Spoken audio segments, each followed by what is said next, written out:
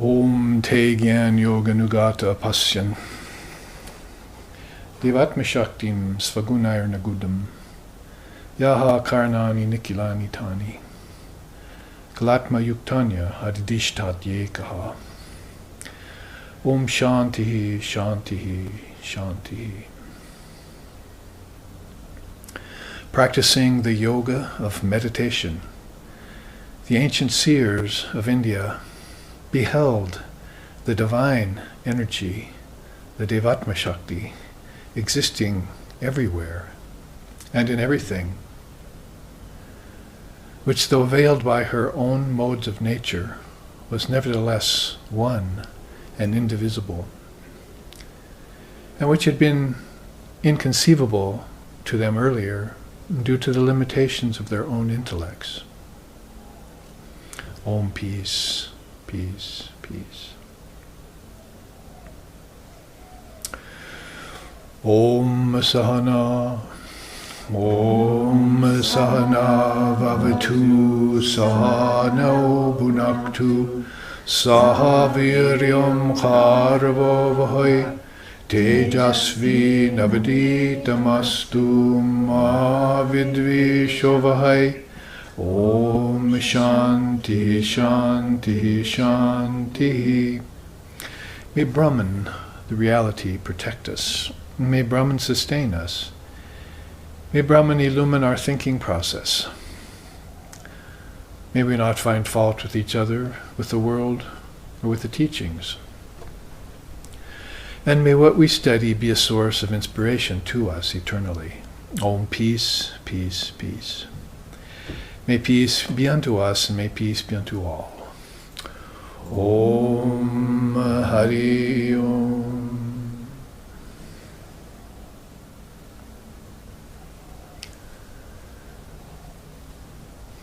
So today we meet after a month break where SRV took its hiatus back on the mainland. We call it, when we live here in Hawaii, we call the United States the mainland, the West Coast, and so forth.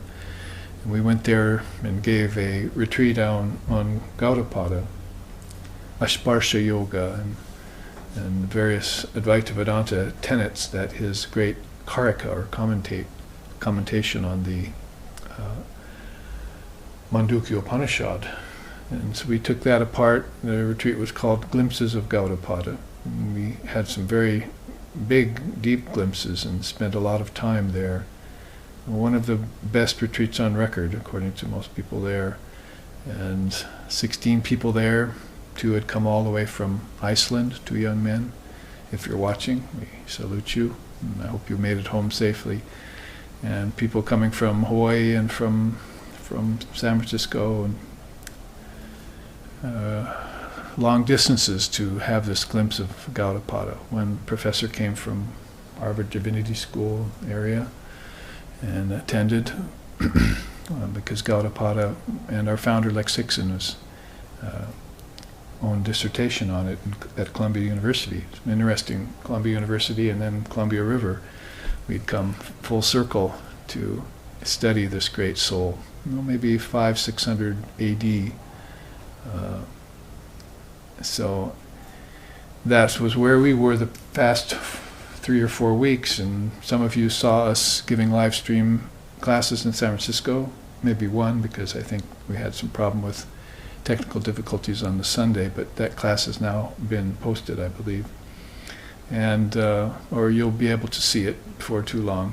And then 2 classes in Portland on the Adhyatma Upanishad. So we're studying simultaneously the Adhyatma Upanishad and the Amrita Bindu Upanishad, that drop of nectar, Amrita Bindu, and then Gaudapada's Karika. So it was a beautiful month for us in the Dharma.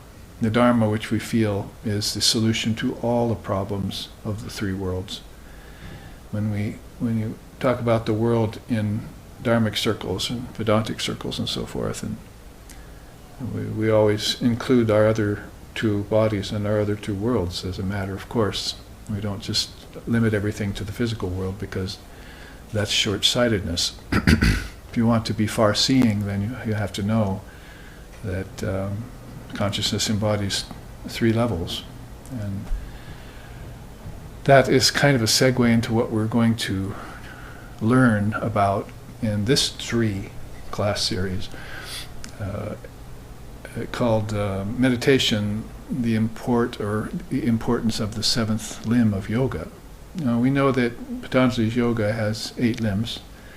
Ashtanga yoga, sometimes it's called, or you might have been reading it under the auspice of Swami Vivekananda, calling it the Raja Yoga, one of the 4 great yogas of the world, which he called the new religion of the age. That is, bhakti, you increase your devotion to God in whichever way you see God, form or without form. It's all open field there for you to meditate on. And then Jnanam, wisdom yoga, this particularly around this Dharma and these teachings that purify the mind. Because with the mind pure, then everything else becomes pure, because everything came from the mind. Basically the short way of putting it. And then the 3rd yoga would be the yoga of meditation, which we'll speak about in these 3 classes. And then so that's bhakti, and then jnanam, and then raja or ashtanga. And now the 4th yoga, karma yoga, which we have to take these other 3 yogas and work them into our lives so that our work, karma, our activities, our actions, become purified too. Basically, then you'll have the 3 kinds of purity. Outer purity, inner purity, and a purity that transcends. These triputis, or triple teachings, are very powerful in that way. And so in these 3 classes, which is fitting, we'll look into that. I intend to take up the subject of meditation from the standpoint of the 7th limb and its import, mainly because the 8th limb is so rare of experience. That is, the 7th limb should lead to samadhi, or what you could call nirvana, or perhaps beatific vision, or satori and Zen. That meditation over time and with increasingly deeper levels of concentration would put you in a state of samadhi, which we saw some of the great seers in, like Jesus in the wilderness, and Buddha under the bo tree, and Ramakrishna almost all the time, no matter what place he was in a kind of samadhi. And there is a kind of abiding samadhi that attends upon seers that even aren't that great. It's just called a wisdom samadhi. So before we started welcoming the live stream audience here, we were talking about that here at the Big Island Ashram, where you're seeing us right now. And we were speaking about meditation and how that is so crucial to our spiritual life. It opens up these inner worlds, visions to these inner worlds. Earlier today we were talking about people who would help departed spirits. There are some people in our knowledge that say that they like to try and free departed spirits from the next level of consciousness where they're bound in a subtle body. And they haven't let go of this realm yet, see. So I was likening it to Arjuna and Krishna on the battlefield, is that Arjuna got touched on the heart or on the head by Sri Krishna. Hasta Diksha gave him, and then all of a sudden Arjuna saw 1,000 heads and 1,000 arms and 1,000 legs and 1,000 mouths of the Lord, and the whole battlefield, elephants and rivers of blood were flowing in and out of this great mouths, you see. Had this horrific, tremendous vision of the cosmic form of God, just by a touch from Sri Krishna. And but we're probably safe to say that the 2 armies who were split on several sides of the battlefield of Kurukshetra at that time didn't see that. See? So they were probably up in the, like Swami Bhaskaraనంda's cartoon about, gambling up in the slopes waiting for the battle to begin. But Arjuna's down there having this profound vision, but they're looking down the slopes waiting for the battle to begin, hoping they can finish their round of cards. But they're not seeing thousands of arms and thousands of legs and thousands of mouths and so forth. It's sort of like John saying, "No man hath seen God with these eyes." And you hear Jesus tell him that. So we're to think then that you would have a subtle senses somewhere in which you see these things. That would be the way in which India would explain it to you. That most people have a hard time managing 5 senses. You see, seeing, tasting, hearing, touching, and smelling. They can't quite get that together. Pull those all together and make their eyes go one direction, their ears go the same direction, and control the senses as yoga wants you to do. This Ashtanga yoga. That's pratyahara, 5th limb, leading up to concentration, 6th limb, leading up to meditation, 7th limb, and culminating in the 8th limb of samadhi. That's kind of where I'm coming from in this 3-class series. So what to speak of controlling 5 senses? How about trying to control 10 senses?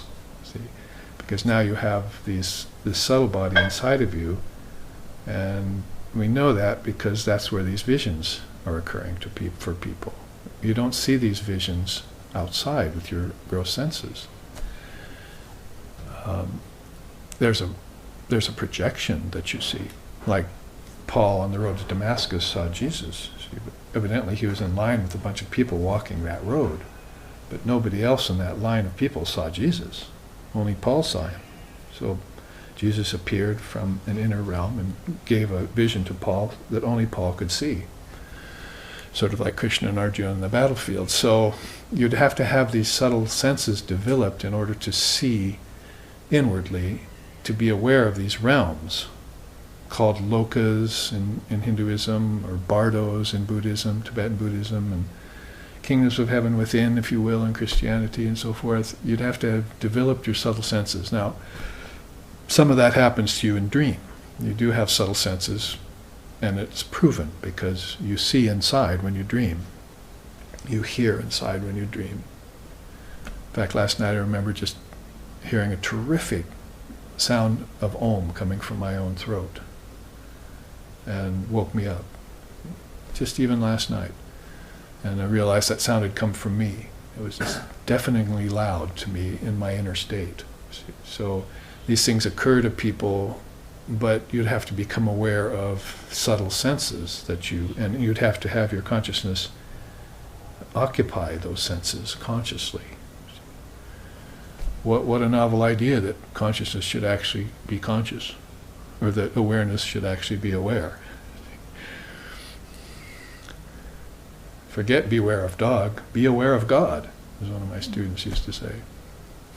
So a lot of that has to do with meditation, and I think that it's probably a little naive of people of the day to say that they can just sit like this and then close their eyes and that's it. That's their meditation. Sit for an hour, not see anything, not have anything happen, not even see the light or hear the sound, or maybe a little bit off and on and so forth, and then sit like that for 10, 20 years and just say, I have a meditation practice. India is famous for vyahritis, connections.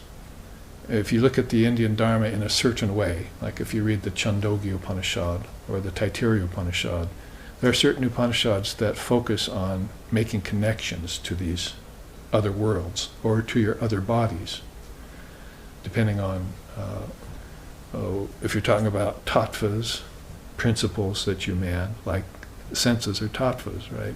Your eyes are a principle, your ears are a principle, and they come from thoughts. There's your thought eyes too, and your thought ears. So when you shut your eyes and you're seeing inside, aren't you thinking? Isn't the eye connected to thought? So you're seeing an image projected in your mind with the absence of your eyes. See? So there's a subtle sense that's seeing. And what to speak of, if thine eye be single, you shall know the truth. That kind of eye even transcends the outer senses, outer eyes and inner eyes. And then you have this single eye that's giving you this profound look at reality. And I found references to that single eye in 7 different traditions of the world. 7 different religious traditions of the world talk about that center, not just India. So all of this has to do with gross body, subtle body, causal body, or A, U, and M of the word Om, which we were studying on the Columbia River Gorge just a few weeks ago in Gaudapada's Karika, taking apart the word Om and showing how it breaks into 3 letters, A-U-M, and how that connects to your waking, dreaming, and deep sleep state, and how that also connects to the Trinity, Brahma, Vishnu, and Shiva, and the whole process that goes on once you make these vyahritis, these connections. So I've always said in the past, if you want to begin to prove the presence of something which should be entirely obvious to us by now, then you have to entertain the possibility of it first. You can't just say doubt. We've all heard of Doubting Thomas, the Christian fellow, right? There's a Doubting Thomas. Well, there's another way of spelling Thomas in Sanskrit, T-A-M-A-S. See, that means slothfulness. So, Doubting Thomas in our tradition is this inability to believe in things. In fact, just an outright aversion to the possibility that things might exist inside of you, other than outside of you, is what I'm saying. And this is where our Western sciences are focused, in outer phenomena only. Inner phenomena is considered somewhat freakish. See? And if you stand up for it, if you declare it, then of course you'll get torn down. They won't believe you, Doubting Thomas, see. But if you've practiced meditation over 10, 20, 30, 40, 50 years, or 70, 80 years like my teacher did, and you've gotten used to acclimatizing yourself to worlds that are not gross worlds, that the kingdoms of heaven revealed themselves to you at some time over those many decades, and you started making these connections from outer eye to inner eye, from outer ear to inner ear, and from outer taste to inner taste, and so forth, then all of a sudden you've got this whole panorama of consciousness opening up within you. Kingdoms of heaven are within you. My Father's mansion has many chambers. And you begin to understand these cryptic mentions of even your own ideal, if Jesus is your ideal, Christianity. That all these beings were talking about this, and this is sort of the excitement that was created by inner discovery, and only came to no good end because of disbelief and doubt. It's like if you carve a trail through a wilderness, then if you don't keep it well trodden, then it'll just overgrow, see, and you won't be able to use it anymore. That's what we're talking about with these trails that we're blazing from the outer meditation to the inner meditation, because right here our meditation is on objects. So that's an objective meditation that we hold, but nobody's thinking of it as that way. They're just thinking of it as living their life, enjoying the objects, gaining or losing objects around them, possessing or losing, and so forth. Loss and gain. And so they're not thinking of their senses actually, when it looks at something, that's an object to be meditated upon. So even the very most fundamental form of meditation is missing to us in this day and age, is that we're not looking at objects and seeing them as forms of consciousness. It's not so that you should be so naive as to say that that's God in the chair, or that's God in the tree, because that's not going to work philosophically. God doesn't take a form. But you can say that because God exists, the tree exists and the chair exists, so it's the backdrop for it. It's what makes it possible for the tree to be the tree and the chair to be the chair.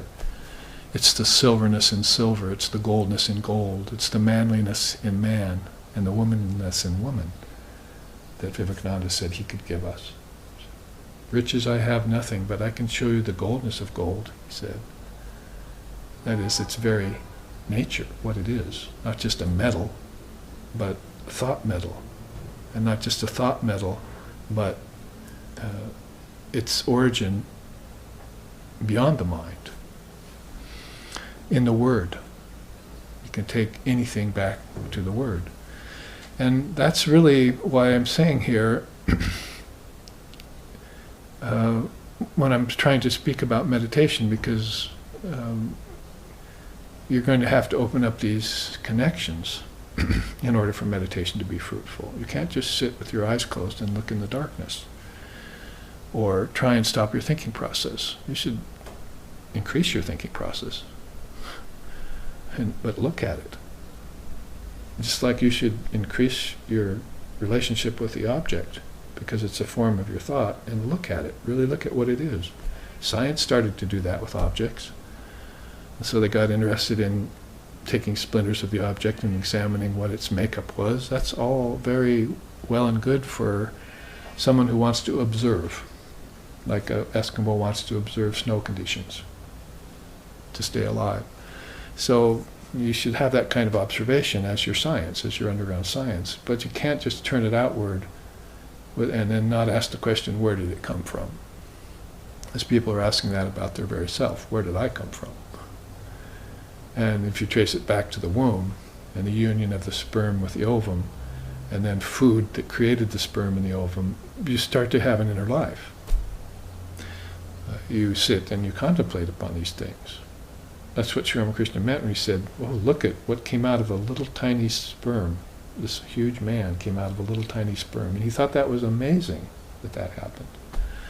He had a certain wonder about how that could happen, that everything comes out of a seed. But he didn't just stop there and say, oh, good, let's produce babies, you see, or let's get married and overpopulate the planet or something. It was the actual teaching that was in the seed that he was interested in its origin. Where did races come from? Where did people come from? Where did worlds come from?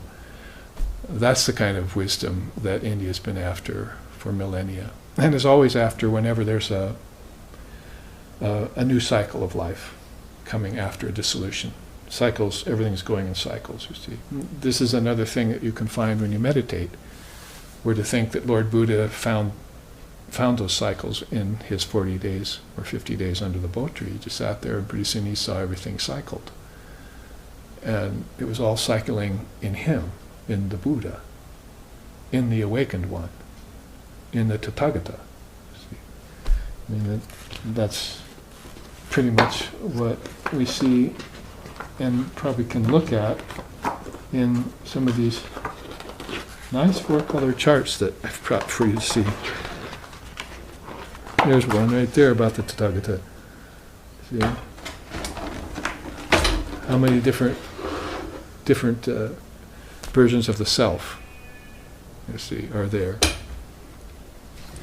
It's called the Manjushri Namasangit. Manjushri Namasangit means all the names of the Buddha when he was alive. Up there in the upper corner, they would call him the pervasive self, the beginningless self, the guardian self of the three worlds. There's the three worlds we were just talking about, the three bodies that go with the three worlds. The self of primordial purity, the self of thusness. And so it is. The diamond self, the singular self, the pervasive self, the Buddha self, the supreme self, the self that is the source of everything,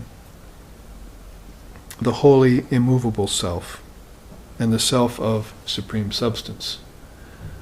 This Tathagata, you see. You can see here Lord Buddha's own sayings about it. The action of an arhat are without trace, trackless, like birds flying through the sky. Probably know that Buddha got that from past seers in India, and it was even used by Sri Ramakrishna in present times to say that when a bird flies through the sky, it leaves no trace. So that means this soul who visits the body and leaves the body, and nobody knows about its coming and going. Nobody sees that because they don't have inner eyes to see or inner ears to hear. They haven't developed those channels or those routes yet, haven't opened up those trails. Whether they had to do it with some sort of subtle machete, like a sword of Divine Mother, see, and open up those channels so that they could see the source of their own consciousness. They could see where their physical body came from their subtle body. If you say the physical body just came from the parents' sperm and ovum, the joining of those, then that's as far as it goes. But if you take it further back into the nature of the seed and the nature of purity and the nature of consciousness that will produce life, then how can nature produce life? There has to be a source to nature that causes it to do so. It causes the elements, 5 elements, to come together and form a body or form seeds. So if your meditation is accompanied by all of this kind of thinking, this Dharmic teachings, and it encompasses all of this wide open, universal, Catholic way of seeing into its own nature, then you can call yourself a true meditator, and your meditation practice bears fruit. Buddha was known, of course, as one of the greatest meditators. When we think meditation, we almost think Buddhism nowadays, because we don't find Ram and Krishna talking much about meditation. And the whole Bhagavad Gita, he only has a section of 1 chapter about meditation called Dhyan Yoga. He tells you how to sit and how to breathe and how to focus and so forth. And the rest of Gita is all about action and wisdom and so forth. Where's the meditation? See? So it was that Buddha was a son of India, a rebel son of India, who was the culmination of thousands of years of meditation practice of Indian seers, came about when Buddha was born. And so his long meditation, the Bo Tree, of course, produced for him all of these beautiful realizations and insights, including that everything was cyclic, that the river always returns, that time is cyclic and it's not linear. He got up above it and saw the linear line of time, and then he could make that pronouncement and see that it curved and arced. See, and then came back again and again and again. And so he said, well, it'd be good to get off that process. It'd be good not to be able to be led around in circles all the time, like a goat with a rope tied around its staked into the ground. You see, as Ramakrishna said, it can just go only so far as the tether will allow it to go. So Buddha wanted to cut that. When he saw it, he knew he could, and then he wanted to teach it to others. And that's what Vivekananda came, you might call him the most modern manifestation of Buddha, to teach us this kind of meditation that would render us free. Moksha, mukti, kaivalya, in Father of Yoga's way of saying it. Kaivalya is freedom from form, freedom from nature that produces forms. Well, if you were looking at the makeup of a Tathagata, there you see it right there. No foundation for an individual self in it. So all of these Manjushri Namasangyat, all referring to the ultimate self, the absolute self. In the Dhammapada, Lord Buddha said, the self is master of the self. Who else would the self be? So he had no bones about using the word self, Atman and Anatman. He has teachings about Atman and Anatman in the Dhammapada. So he's putting them into right perspective. But when he talked about the Supreme Self, he was using adages like that. And so that we would make a discrimination between the real and the unreal, if you will. So there's no foundation for an individual self. You would have to say that that individual self is in the ignorant way of looking at things only. They will cling to the self to the very last breath, that ego self. And if they are reborn again, and they probably will be, then they'll come back with the same kind of ego again. In that way, you could say even the ego is eternal, till it wants to get free and off the cycle of things. And also free of conditioned phenomena.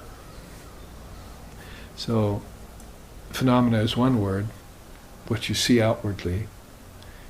It's all this multifaried events that are going on all the time that in this day and age people are focusing on with cameras and media and hype and a lot of hullabaloo.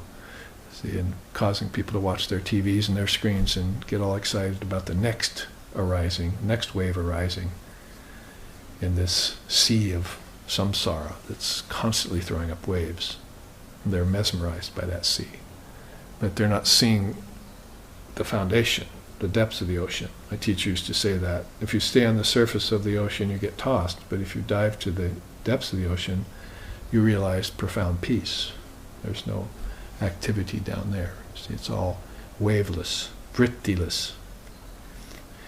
And this is what a Tathagata sees and feels. So, conditioning is another whole can of worms that the Buddhists take up. All the 12 nidanas and links in a chain that condition people into lifetimes. 3 to start outward, interestingly enough. The 3 lifetimes again, and then a whole series after that if you can't break free of that 3rd lifetime. 1 lifetime to form the karma, 1 lifetime to realize you formed karma, another lifetime to break it and be free. So that's basically how it goes. But if you don't break the karma of that 3rd lifetime, then the chain goes on and on forever. And at one time some great soul is going to have to come back and say, what? Strike off thy fetters, bonds that bind thee down, of shining gold or darker baser ore. Love, hate, good, bad, all the dual throng. No slave and slave caressed your whip, not free. For fetters, though of gold, are not less strong to bind. So off with them all. Say Om Tat Sat Om. In one of his beautiful verses on the Song of the Free, Song of the Sannyasin. So he wants you to strike off the fetters of good and bad. Even strike off the fetters of bondage and liberation, of renunciation and non-renunciation, to be absolutely free, go beyond all dualities. So conditioning is a really important thing. You see, again, if you were to sit and meditate and you don't know about your past conditioning, where is your meditation going to take you, I ask? You're just meditating somewhere above all your karma and conditioning.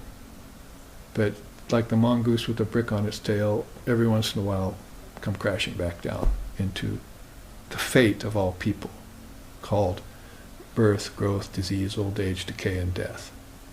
They fall victim to the 6 transformations again and again. And they believe in those.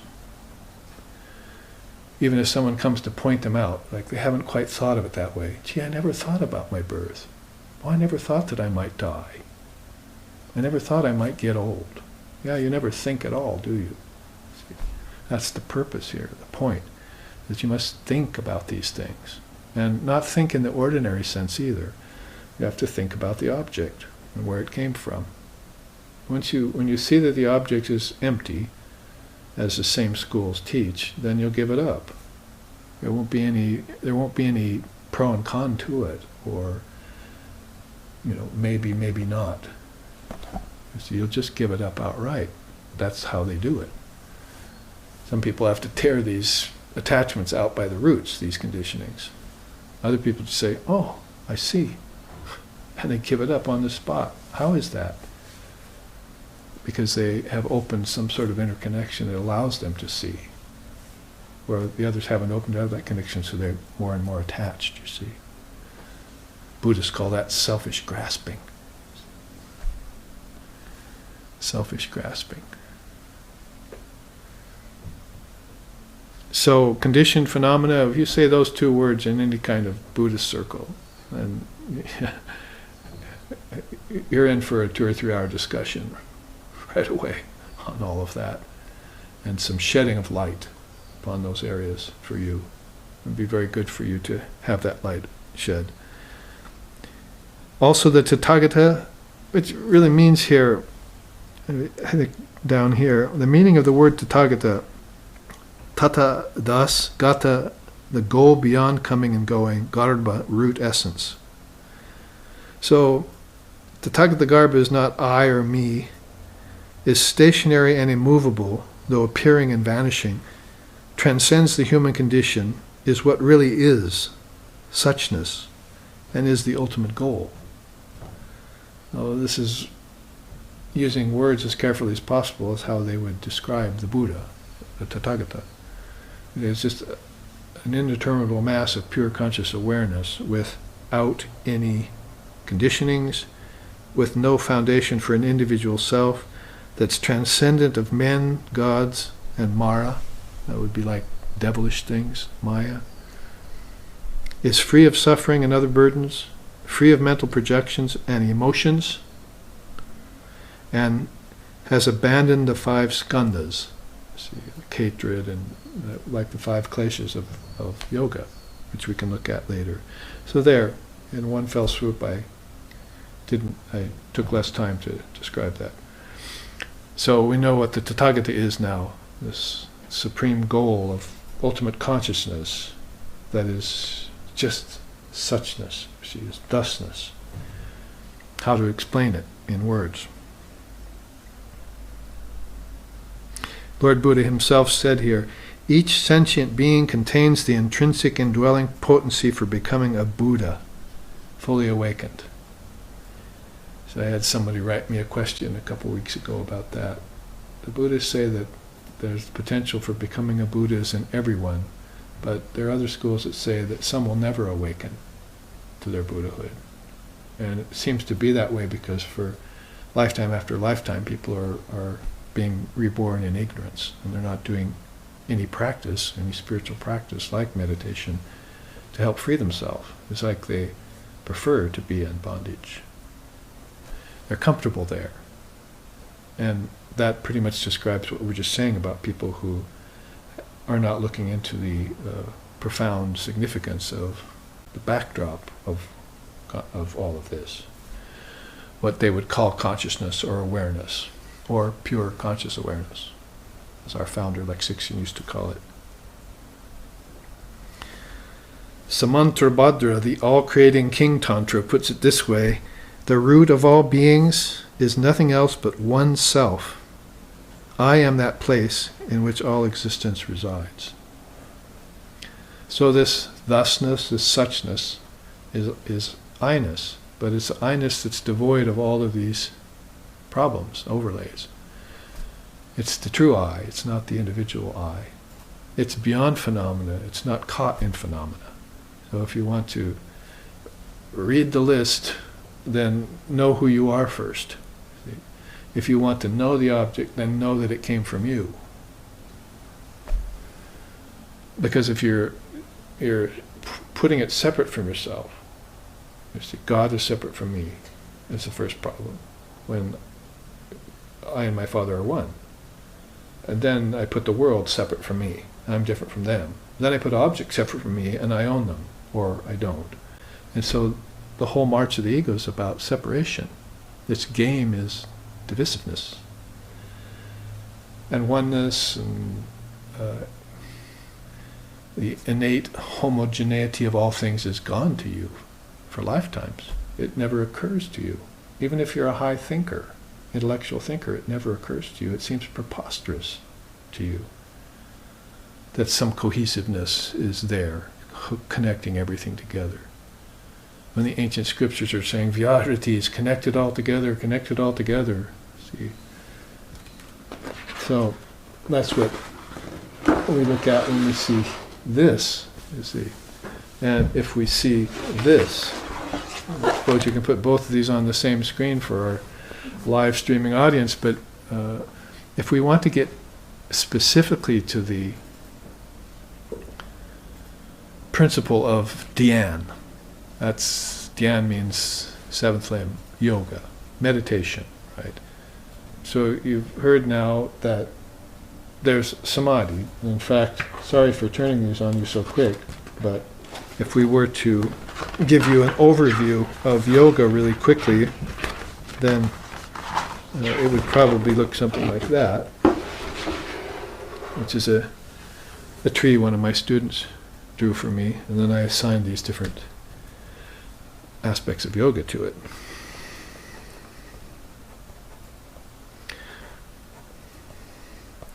So the Tree of Yoga is there. This would be a good one for everyone to secure a copy of and put on their wall. Put it over the baby's crib. And put it in your child's bedroom. And when they get interested in yoga, make sure that you know something about it so you can explain it to them when they ask. That's been sitting in my room, my wall, since I was 4 years old. Why has it been there? I'm 12 already. Well, it's about time you learn yoga. It's a universal word. I mean, everyone, it's all over the place. There's yoga as its essence. That just means oneness. It just means union. Yoga means union. It's the best word we can select out of the English language. But it's not a union that came about after separation. It's an intrinsic union that was never rent asunder. See? It's never split apart. It's the innate oneness of all things. Or not two-ness, if you prefer the Zen way of saying it. So you don't want to limit it to oneness. And the way I would say it is you don't want to limit it to the number one. Eka. Eka is Sanskrit for one, right? So you don't want to call it one we don't mean numerical, we mean one indivisible. See that? One numerical would limit it, right? But one all-pervasive, indivisible, without divisions, that's a different kind of oneness. See, it leads the mind in an entirely different direction. That itself could be a meditation for you. Oh, God is one, but not number one. See? Then you've got inferior and superior. You've got so many competing factions. But if you just say one, all-pervasive, then you've got it right there. It's behind the objects. It's in your thinking process. It causes your arms to move. It causes the prana to flow through your nerves, nervous system. And then maybe you'll find out that you have another nervous system besides physical, along which your consciousness is flowing to dream tonight. And you'll open up those channels, you see. And all of a sudden, I'm now the master of my consciousness instead of totally clueless about what consciousness even is. Now I am that. See, I and my Father are one. And all these teachings begin to make much more sense to you. And they're rendered into the atmosphere of possibility for you now. You can grasp them. You can man them like you would a ship.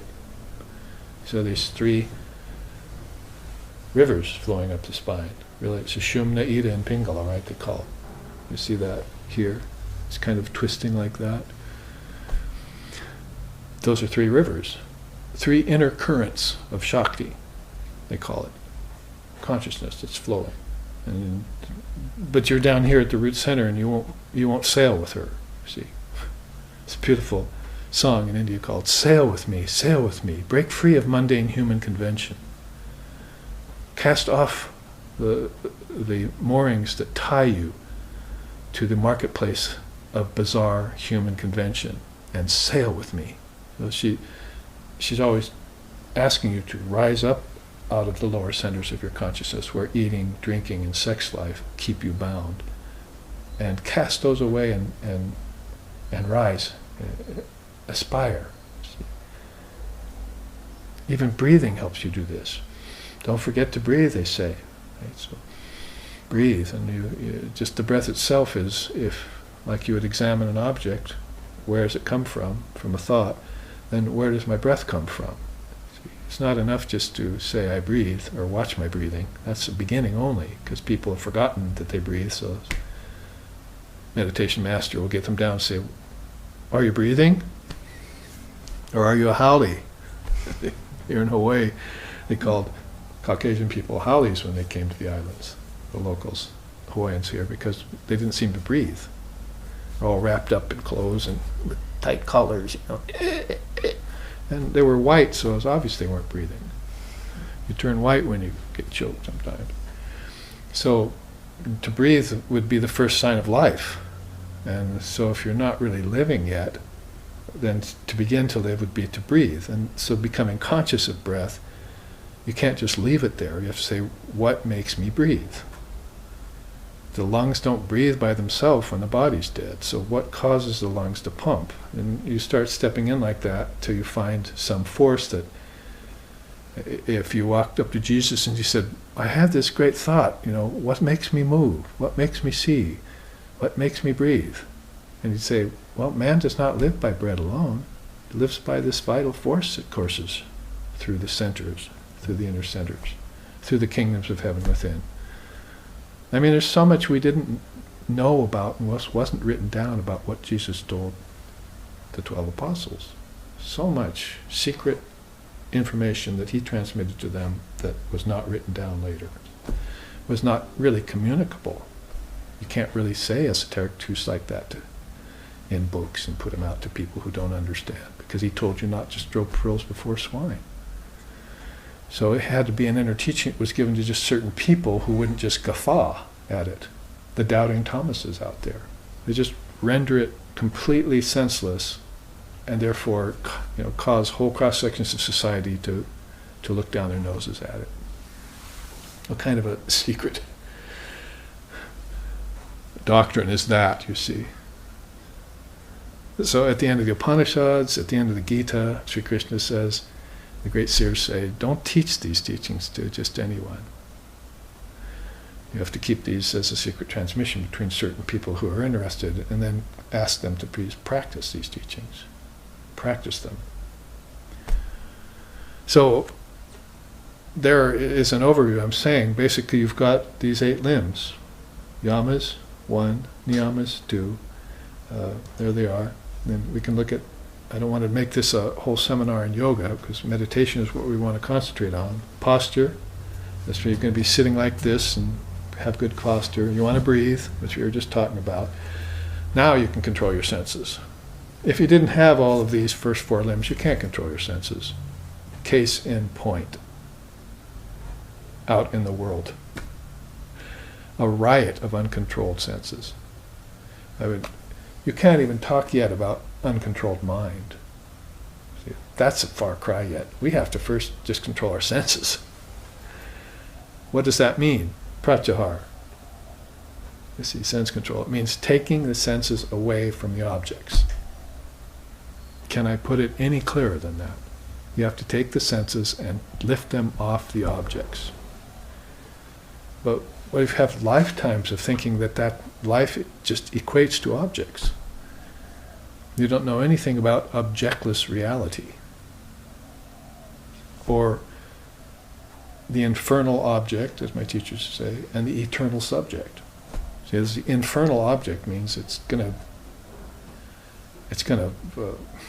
disappoint you. See, it'll get lost, it'll get stolen, it'll decay,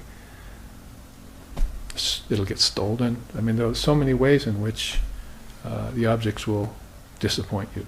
They disappear in deep sleep and at death. So the infernal object, it's there to torture you, see, and to cause you to get attached to things that are not real, not ultimately real. But then there's this eternal subject that's looking on. And what's standing between me that I can't withdraw my consciousness from objects and concentrate on the eternal subject. See, that's sort of a question you need to ask yourself. What is attachment? And who's the one that's being attached? Who's causing the attachment? And what is it in the object that is causing me to be so attached? And when it becomes just a matter, of course, you can just immediately see it and let it go. And you're free at that moment. You're free to course on into concentration, meditation, and absorption, samadhi.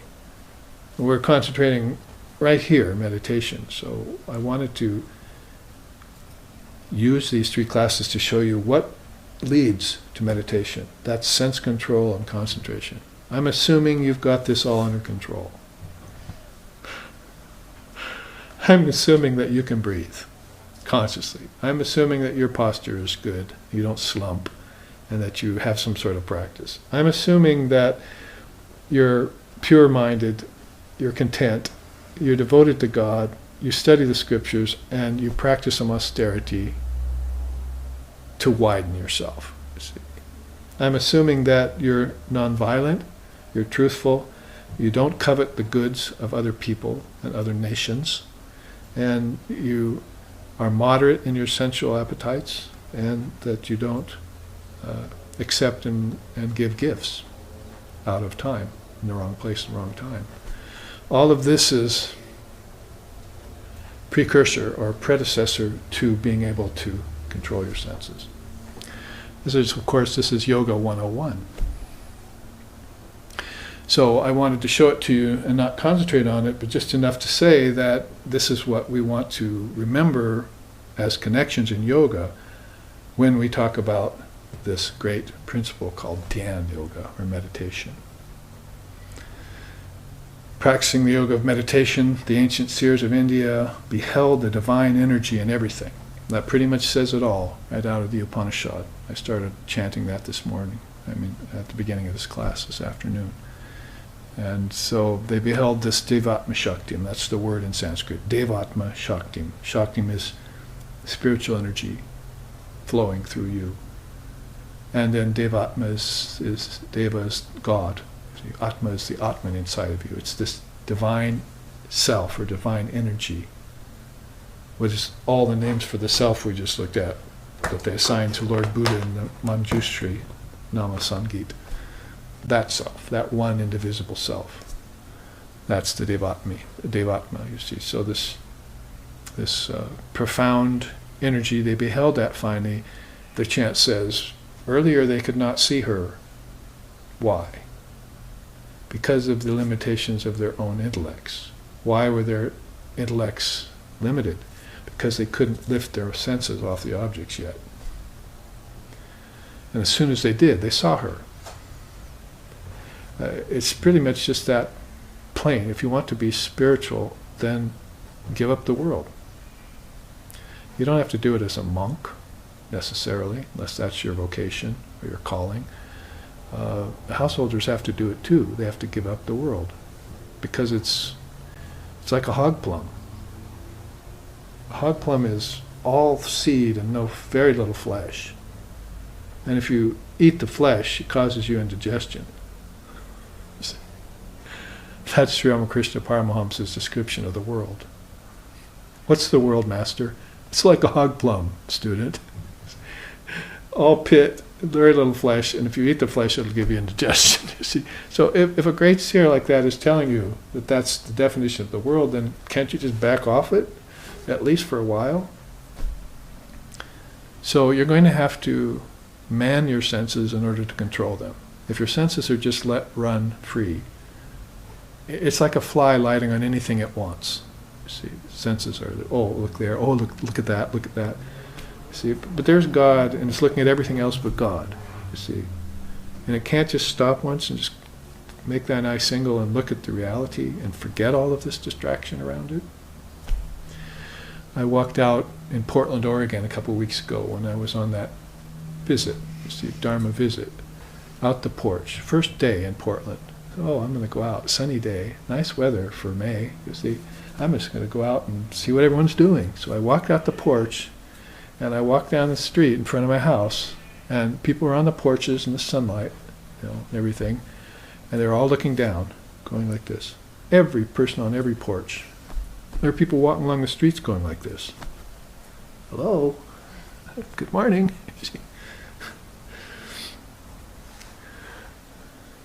I could have walked out naked. They wouldn't have looked at me.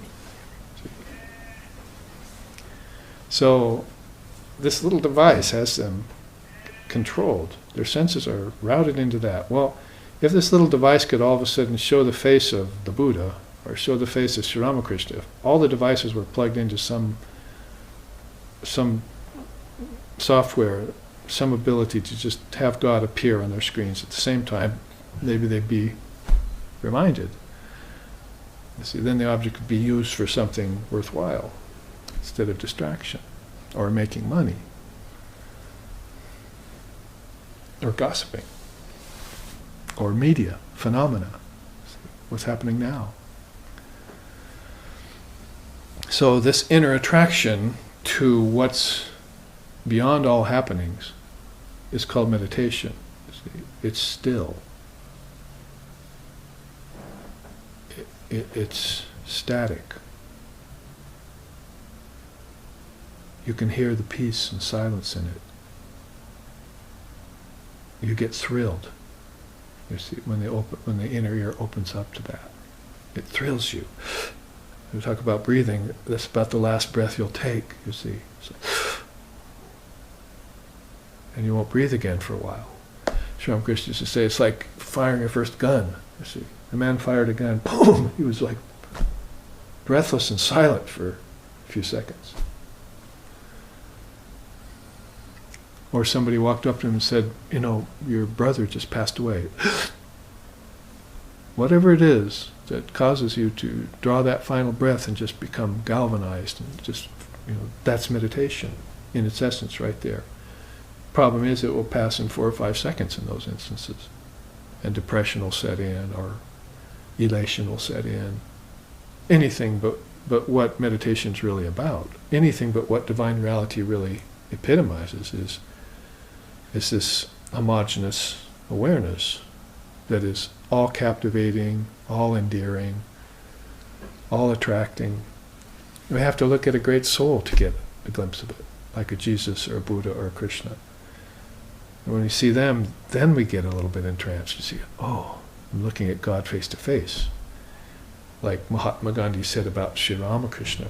When you see Sri Ramakrishna, you see God face to face. So you can't be in front of a person like that and, you know, go on looking at your cell phone.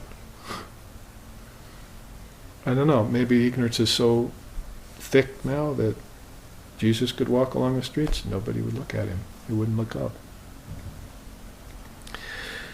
So an overview of yoga, a little bit necessary right now if we look at that. Now, as far as Vedanta and yoga goes, let's take up this quote, just having refreshed ourselves on the 8 limbs of yoga. Don't forget them. Because we're talking about, you know, in this series of classes, I want to approach it that the 7th limb of yoga is really supported by 5 and 6. And the 7th limb of yoga should lead somewhere to the 8th limb. It should lead to samadhi. If you're just meditating and you're not getting samadhi yet, then maybe you haven't made the connections yet back to these other limbs. Maybe your concentration is still wavering. See? Or maybe your senses are still like the fly, lighting on defecation one moment and honey on the next, you see. And it can't decide to give up objects and just make one great effort at seeing the true nature of the enlightened human mind and heart. I hear that I'm divine, then I'm going to have to, at one point, gather in all my resources, all my energies, all my powers, all my concentration, and place it on that one most important attainment in life called enlightenment. And finally experience what meditation is truly about. And when I do, I'll go, you see, that breath will stop. The hair will rise on the end of the skin. We call it chicken skin in Hawaii, you see. We got chicken skin. The flesh will herpulate, you see, a little bit, and you'll be kumbhaka, we call it, right? The breath, because the in-breath is puraka and the out-breath is rechaka, but the breath in between, the phase in between the in-breath and the out-breath is called kumbhaka. So I breathe in and I hold, right? And my hold should be as long as my in-breath. 8 seconds, 8 seconds. Then my out-breath should be another 8 seconds. And that's the beginning practice of pranayama, breathing exercise. That's how you begin. And then 12 is intermediate and 16 is advanced. And then there's that beyond that, where you can breathe in for a minute, hold for a minute, breathe out for 45 seconds. See it?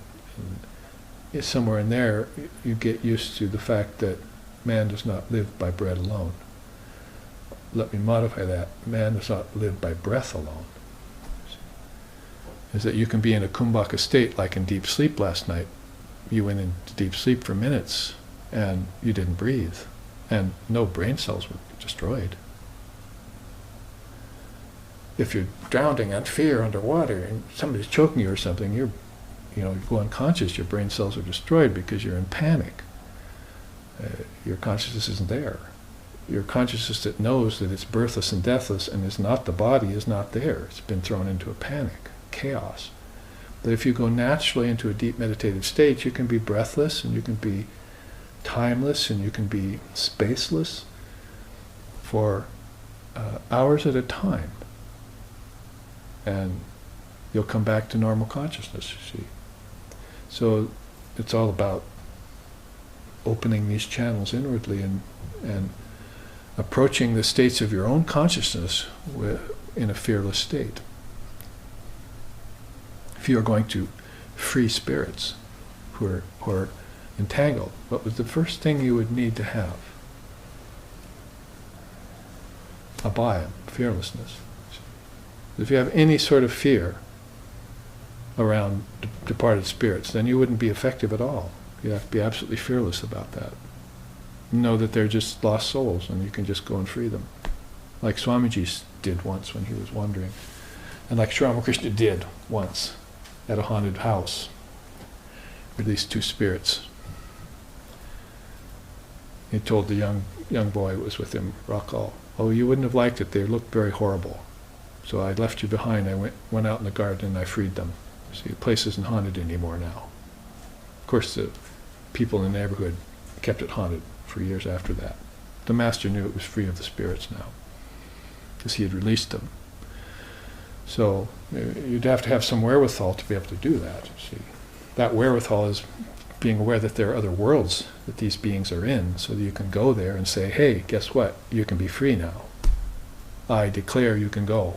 You see, they have to hear that. It's just like hearing your teacher saying, "Thou art that." Did you forget? You're caught in this horrible little stinted little world, this little fragment of a subtle body, and you can't let it go. Then hear what I'm saying to you. See the light. And they just need to hear that, and they're free. Oh, it opens up to them.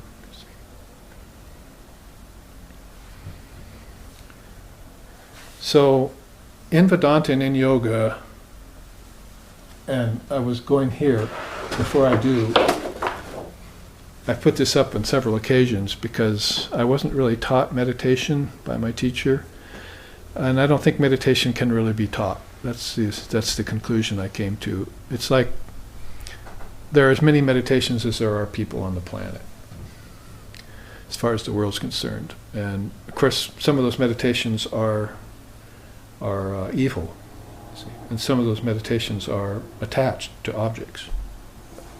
If you're attached to objects, then that's your God. An object is your God.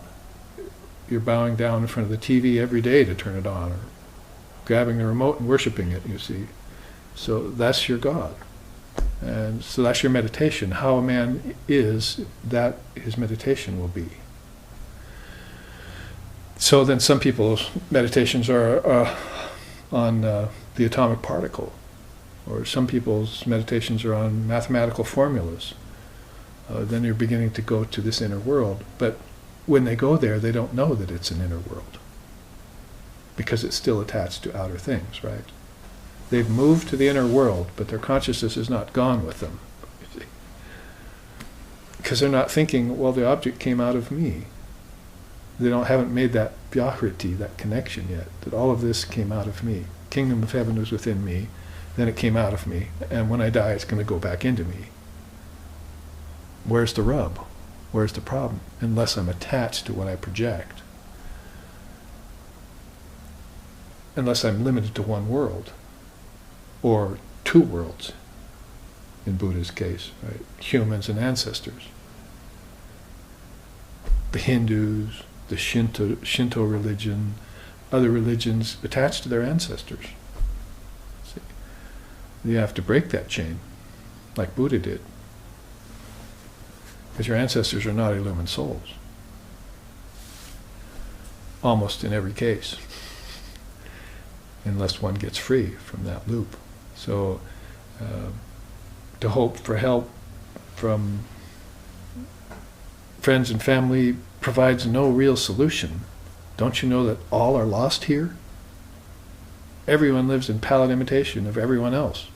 So if my meditation is on the object, my friend's meditation is on the object, my children's meditations will be on the object, and so thus it goes. Then my whole world is just objects. So I need to lift my consciousness and find out the origin of the object. See? And so when I was taught meditation, it was only just sit and try it out. That's basically what they're saying. Just sit and try it out. See where it takes you. Try and still your thinking process. Try and stop breathing or regulate your breath. Those are all basic instructions you give to someone, and then you just let them go into meditation. So as time passed then, we find out that there are different kinds of meditation in which you can engage in if you want to specify these connections. Like if I'm meditating, and right now for the first couple of years it was good and bad, it was mixed, see. But now I want to specify, there's something I really want to attain in meditation. So say I have attachment to objects. Well, then I must practice pratika pratinajan.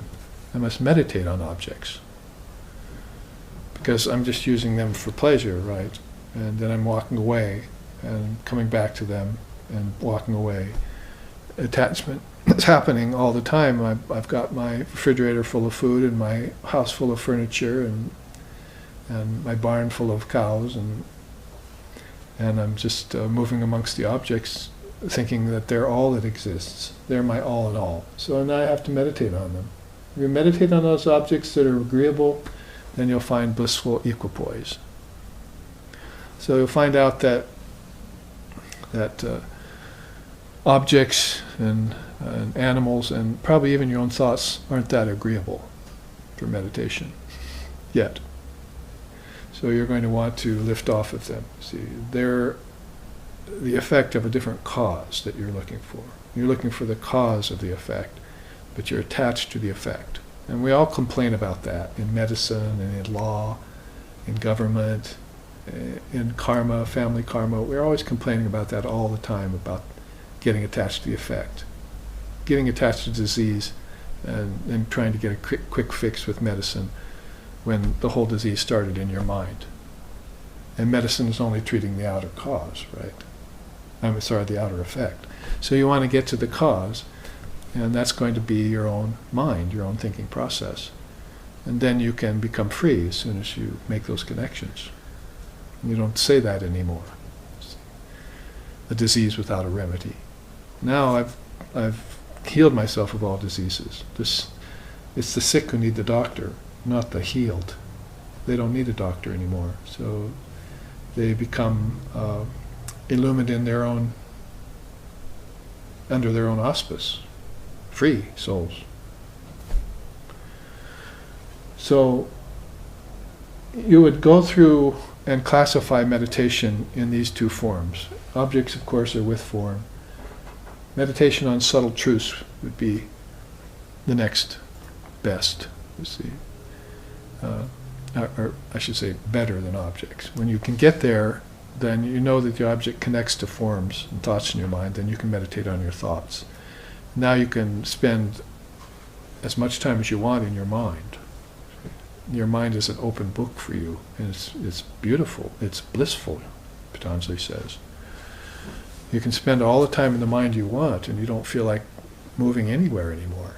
This is fine with me right here. So you can see why they sat for 12 days or 40 days in the wilderness under a tree and just, wow, I don't need to go anywhere. This is fine with me. In fact, moving about is when I hurt myself, and when karmas come, when I run into problems.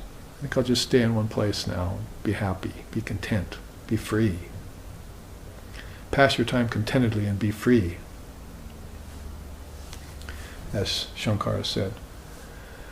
Then you get into meditation on God with form. So if you found something that was very pleasing to you, and it was in the form of an object, like an image of the Buddha or a picture of Jesus or whatever, that was very pleasing to you. Now you want to go to where the picture or the image comes from. That's a representation outward of something inward. So you're now on the spiritual path looking for the object of meditation inside of you. What does it mean? It means that Jesus and Buddha are inside of you, simply put. Where else would they be? Floating in the cloud somewhere? So you go inside to find them. It's called darshan in my tradition. And you can invoke the Divine Mother for this. See, she'll put you into yoga. The yogis all meditate on her. That's why they sing here. Adyanta rohite devi Ajya shakti maheshwari Yoga jay yoga sambhute Mahalakshmi namostute Stula sukshma maharaudri Mahashakti mahodaye Mahapapa Hare Devi Mahalakshmi Namostute Om Mahalakshmi Astaka Stotram. It says 8 verses on Divine Mother, who they say about her in this verses. I sang, O Devi Mahalakshmi, known as Maheshwari.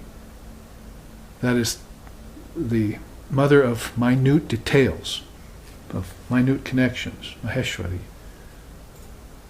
O primeval energy, born of yoga, who has no beginning or end, my eternal salutations to thee. So, born of yoga. She's yoga jay yoga sambhute. She's born of yoga, born of the very power of oneness. So you would meditate upon her for Stula Sukshma Maharadre. She's the Maheshwari, she's both gross, the mother of both gross and subtle things. That is, Stula and Sukshma. She's the mother of your gross body, she's also the mother of your subtle body, and the mother of your causal body too. The causal body is formless, so harder to reach and determine. But there it is, this unspeakable bliss inside of you, which is formless, like deep sleep. You feel very good in deep sleep.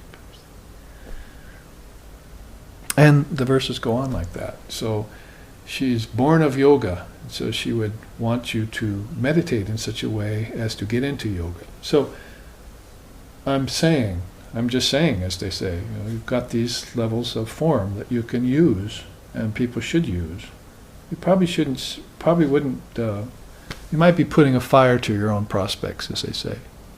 If you just say, I don't believe in God with form, I'm just going to go formless. You need friends in high places, and you could go formless and jump to a formless state, but all your karmas are here. You see, all your connections are here. All your past lifetimes samskaras are here. All your ancestors are here. Lust, anger, greed, envy, jealousy, pride, delusion, and so forth are here.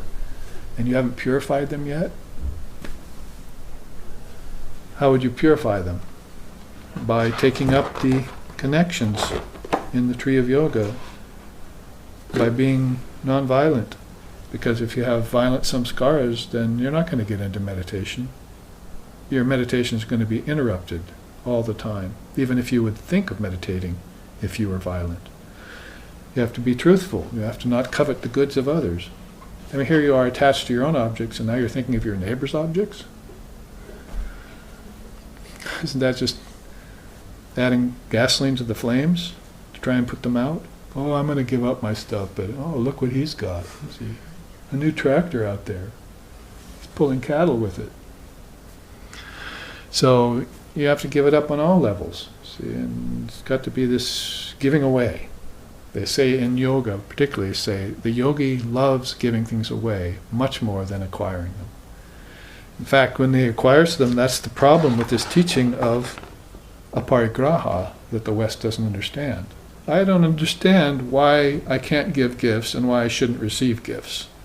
I can see nonviolence and truthfulness. All of that is in the moral codes of Judaism and Christianity that I've been raised in and so forth. I can understand that, but what about non-giving of gifts? Why should I do that? So it's because of commerce.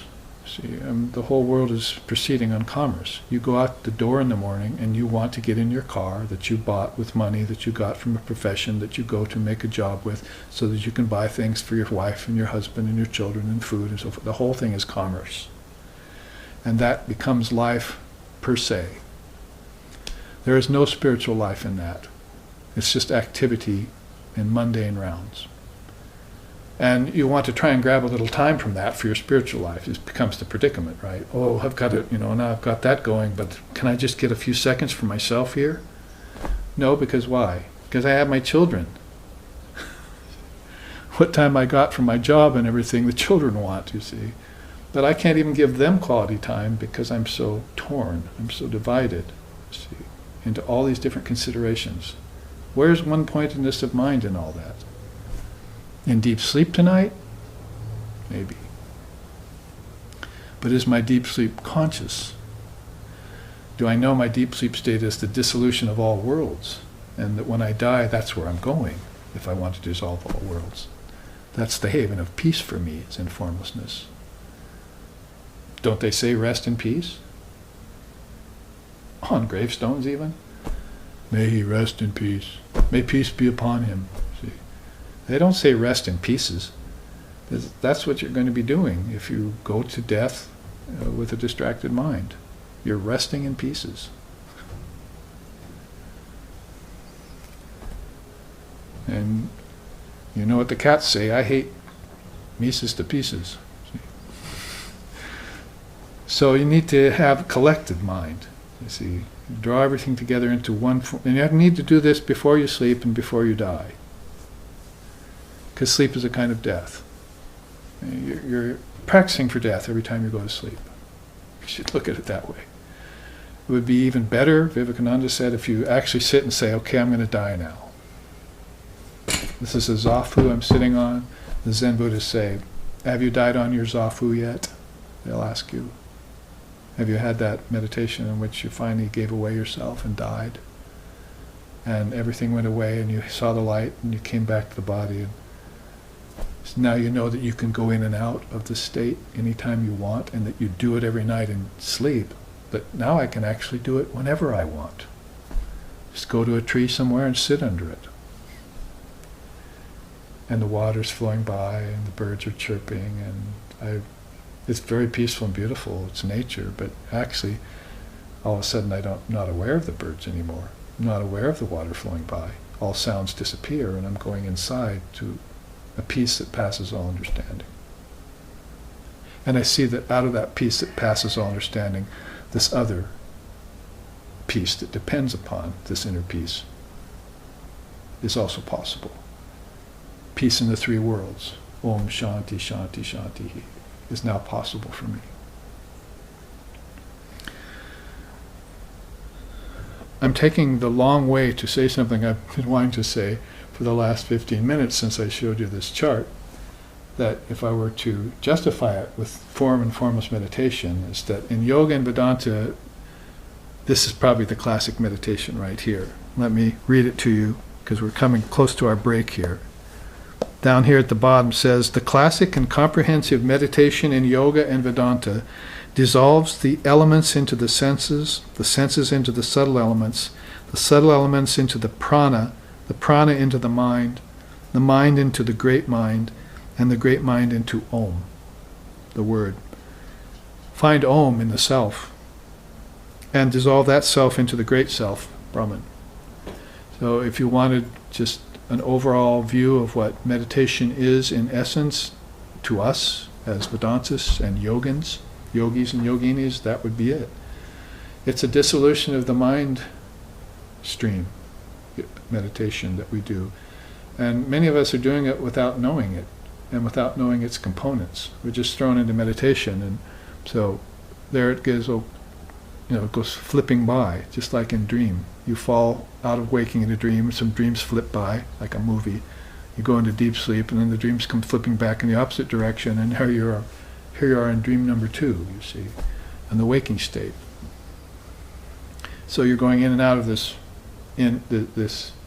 projection and withdrawal, is what it is, without knowing it. But if you knew what was flipping by in these pictures that appear to you in your dreams, then you know that you visited different worlds, and it happened at such a swift speed that you weren't able to see it. That's how quick the mind is. Manojavitvam, they call it in Tantra. It's faster than sound. Is speed of sound is the speed of light. Faster than speed of light is the speed of thought. So the mind, it moves that swiftly in its projection and its withdrawal process, so fast that your consciousness can't keep up with it until it becomes the overseer of the process, the master of the mind. When you have mastery over mind, then you can see what it's doing. And when you see that, you're not going to probably say, oh, isn't that marvelous? You say, that's wicked. I don't want to do that anymore. I get in trouble with mind.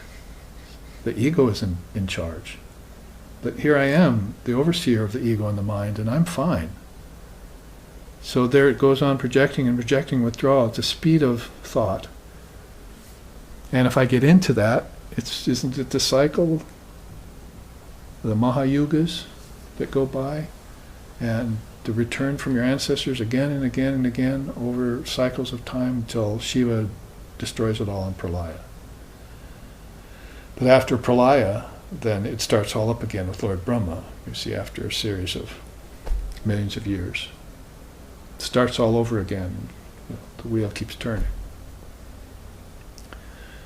But the seer is watching this, seeing the process. So that speed of mind is going on, you see. And what it's projecting, if you want to go from inside out, from the ocean of Brahman, the self, then the word. In the beginning was the word, right? So here's the beginning of cycles. This has no cycle. There are no cycles or numericals or syllables, syllabic proportions for this. Om has syllabic proportions, A-U-M. That's about the most you can say for it. That from there is the beginning. And the Word was with God, and the Word was God. So when it was God, your consciousness has taken the Word and disappeared into Brahman with it. That's called samadhi. When it was with God, it's considering, shall I project? And when it's saying, this is the beginning of everything, that's your problem. That you're being convinced that there's a beginning to something, but you have forgotten the beginningless Brahman. So you're starting at the word, it hums, it vibrates, like dropping a rock into a pool, Swami Vivekananda said. These waves go out, right, like that. Let's forget about the question, who dropped a rock, for a second, and just watch these waves go out, you see. Hit the shore and come back. See, like that. You could just see it in a mud puddle. So he was talking about just dropping a rock into a mud puddle and watching that happen. Nature shows you that. Nature's trying to show you the existence of God in everything that it does. Because it wouldn't be doing any of this if God didn't exist at its substratum. So it's showing you the existence of something immensely grand, at the same time intricately subtle, you see. So yeah, you're going to have to develop the consciousness to oversee that. So if you're here at the beginning and you're coming down, the great mind is there with intelligence. Then your mind comes out of that. Then you need prana to move about. See? So life force starts flowing. And then you find out there's these subtle elements. They call them odor, flavor, visibility, tangibility, and audibility, called the tanmatras. Vivekananda said they're missing in the world's ideologies today. We don't know anything about them. And we don't know anything about prana either. So these two things, remove them from the equation, if you're a Westerner, see. And probably if you're even in the world today, even if you're in India, pretty much remove them from the equation. I've talked to these, to Hindus about these, and they look at me with a blank face. You know, the tanmatras. So it's pretty much disappeared, and since these two have disappeared, these two sets of fives, because we're talking about quintuplications here, if you notice, they're all fives. So in this quintuplication process, if those are missing, then you have no connection back to Brahman, and the connections back to earth are the only ones you have. See, you can't get from your gross body, which is earth, water, fire, air, and ether, and your senses, smell, taste, touch, sight, and hearing, those stay in one cycle all the time. The Pancha Mahabhutas and the Dasendriyas, they just stay in one cycle all the time. And that's what people go. So it's called samsara pragbara, all around the physical world with 5 elements and 5 senses. That's it. You would have to be aware of your mind, and if you were, and you connected these with the mind through these arrows, then you would know that the world came out of you, that you're not of the world comes out of you. I mean, don't we say that all the time? What's that saying? Be in the world. Yeah. No, it's fuller than that. So, well, Vivekananda said, you're not in the world is in you.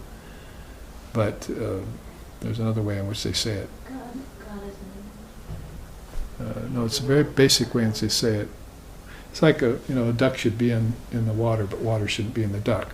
We have ways of saying it in our own tradition, but there's another way of saying it that people use. I'm in the world, but not of it. You see, so they have this ideation that they're in the world, but they're not really of the world. So that's an ideal, but they haven't really realized that, because the way they're acting is that they're definitely in the world and they're of the world, because they're born to parents, they exist by food. They die without it. So basically, man's whole life is controlled by food. That's how Sri Ramakrishna put it. In the Burloka, man's entire existence is controlled by food. So what's the solution for that? Revere food. In our tradition, although to some people it appears like Vedanta and Buddhism is averse, it wants to give up everything, because we're always saying give up the world. We're saying give up the unreal world and take on the real world. We're not just saying give it all up as if it were some sort of immature renunciation. We're saying give up what you're attached to, and then all of a sudden what opens up to you is the real world, Brahman. It's God in the world, or the world in God. It's not the world that exists only by the 5 senses and the 5 elements. Because that took billions of years to form. And only 15 million of them were you there. See? And they say that you started off as one-celled creature, or even before one cell formed, and went on and marched. The Hominidae happened for 15 million years. So that's a very short time that you were there in that billions of year evolution of one physical world in space, you see. So it seems outlandish to think that way once you're aware of these interconnections. And you would have to meditate on earth, water, fire, air, ether, and connect them to smell, taste, sight, touch, and hearing. That's a vyahriti.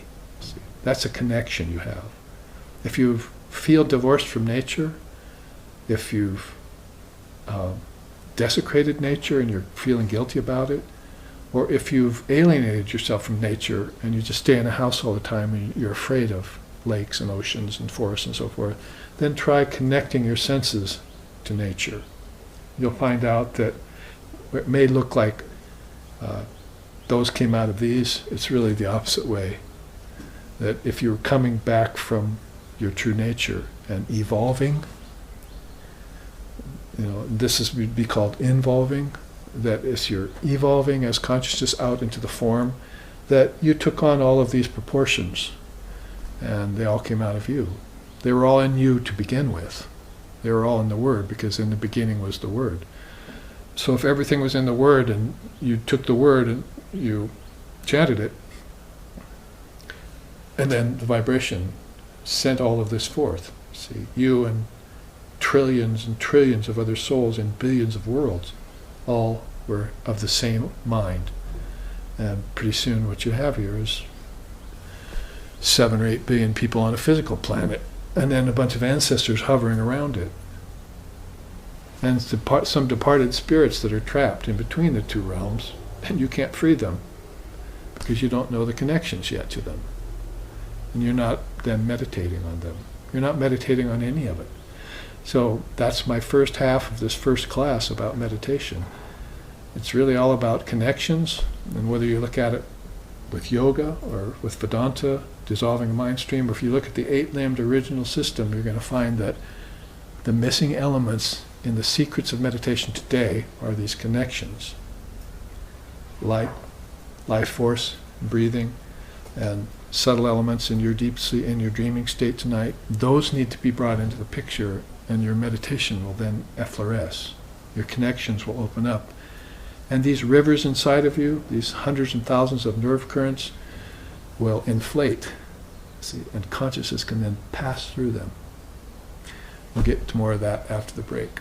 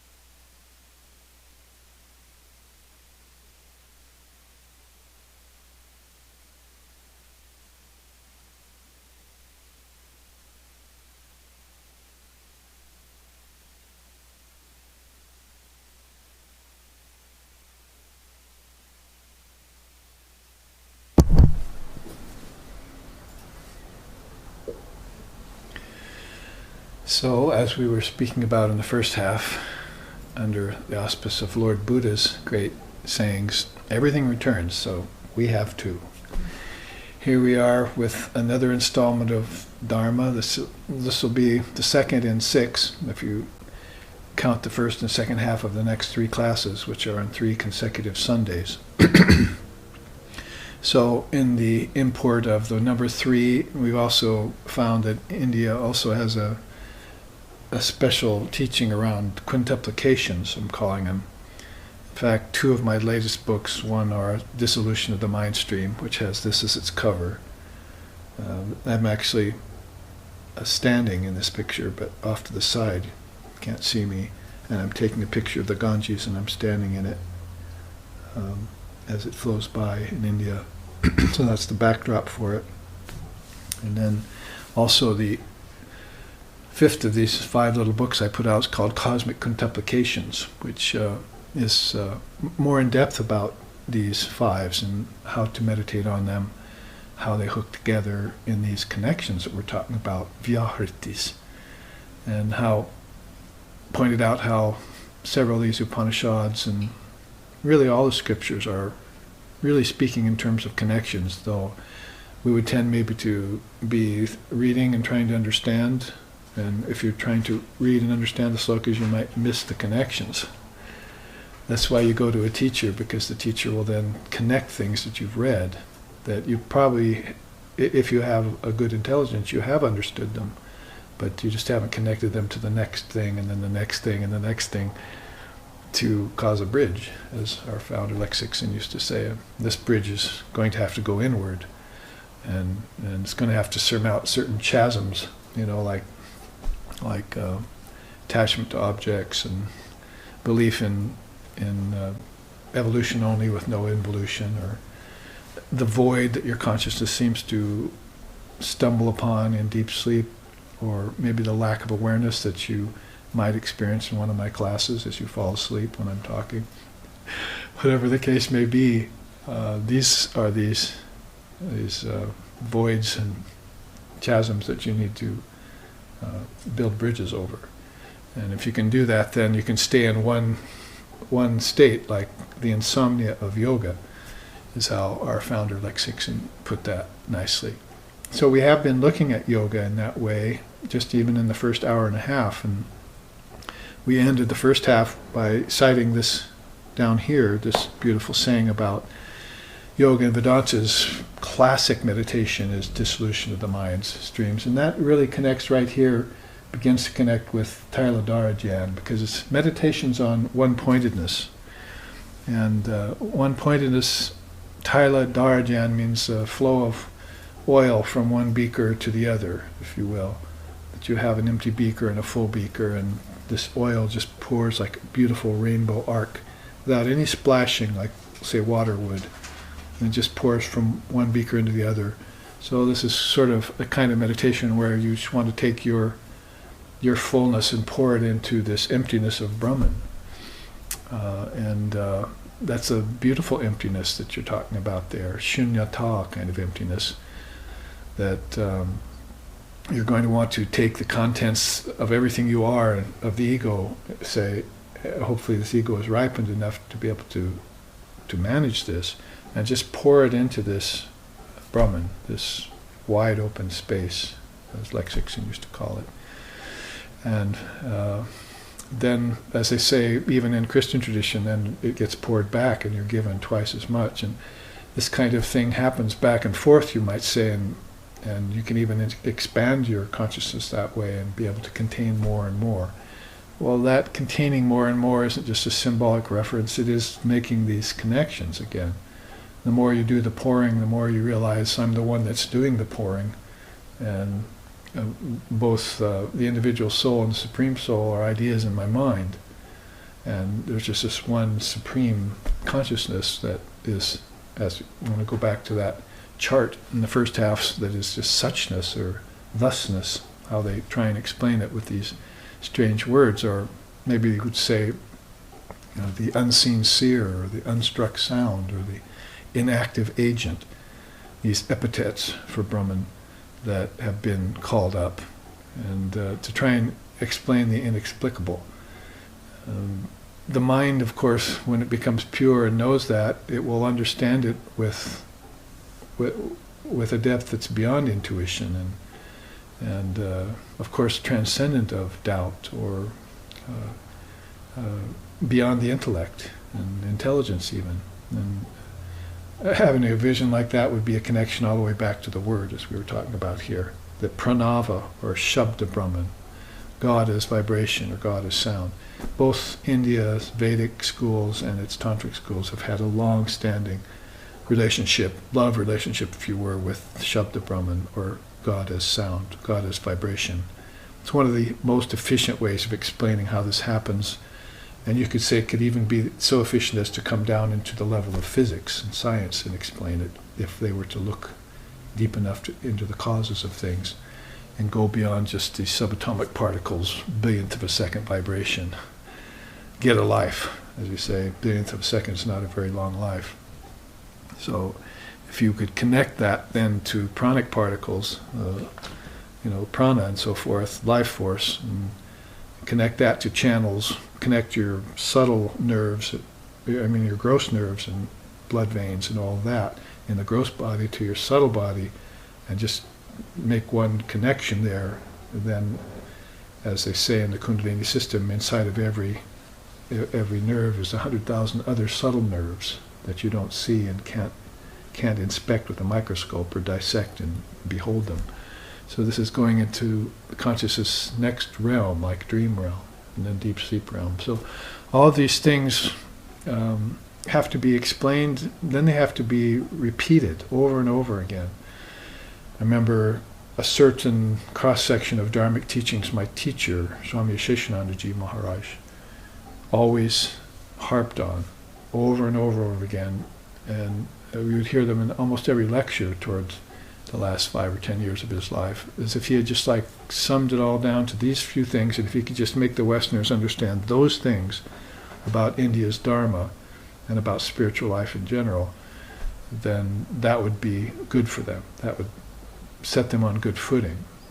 So it's the same, I think, when I look back on the teachings and Dharma teachings that I've been fortunate enough to share with people here in my lifetime in the West, and also in India and other parts of the world, is that there's certain things which I'm going to have to repeat over and over again, which are the next cut of teachings that, as a Westerner living in the West, as far as my body-mind mechanism is concerned, those are the things I'm seeing are the barriers to other Westerners.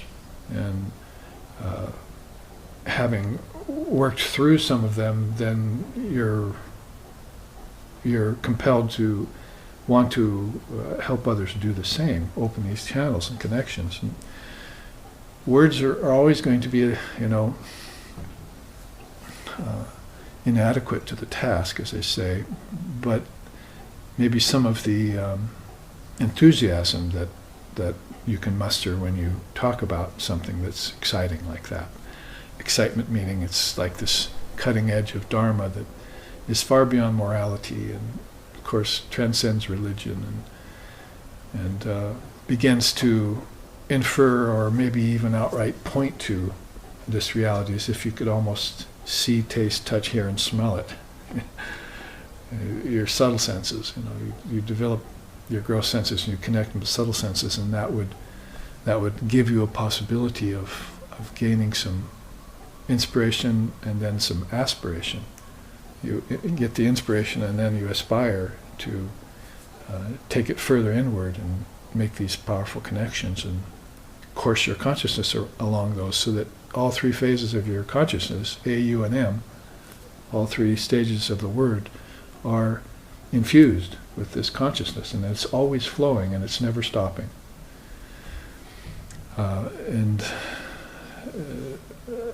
Like saying God is ever awake, never sleeps. That third eye is always open and seeing everything. Omniscience.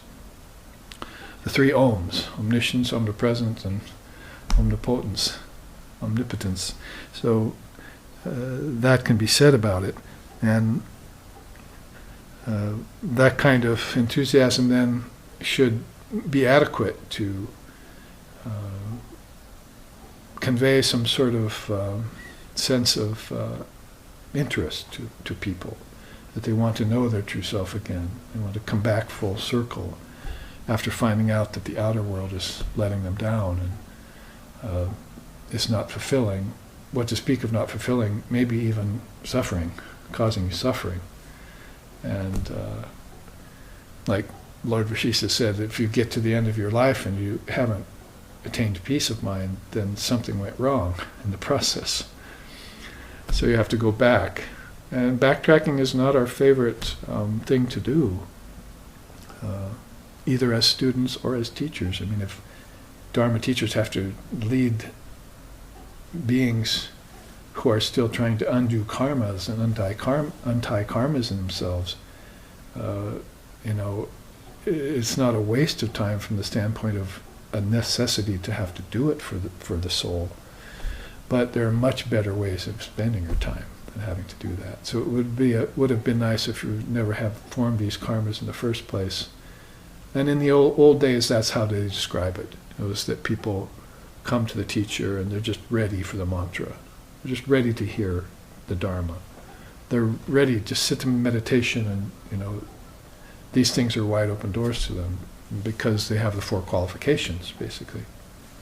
Viveka, Vairagya, Satsampat, and Mumukshutvam. Those are one of Vedanta's great systems. That where do you hear that in the West? You see, I mean, you don't even really hear the 4 Noble Truths that much in the world. I mean, you can go to people who are spiritual practitioners in the West and say, name me the 4 Noble Truths, and they'll say, well, suffering, and then they fall out. They can't remember past one thing. So they're going to conclude the great system of Buddhism by just suffering? What about there's a way out, a cause for it, the way out and all of that, the Eightfold Path. Same in yoga. There's 8 limbs there, but they're only concentrating on one. So you're going to characterize yoga just as some body postures? And then, get a gland opened up somewhere that's going to supply you with health for a couple of years? And base your enlightenment on some juice that's flowing through your physical body? It's just not spiritual at all, and it's very limiting to, and doing a very grave injustice to these great systems. So you have to take the whole system and memorize it, and then utilize it. If you're going to be spiritual, you have to put these things into practice. Just as if you're going to be into forestry, then you have to know everything about that. Any profession, the more you know about it, the more effective you're going to be in it.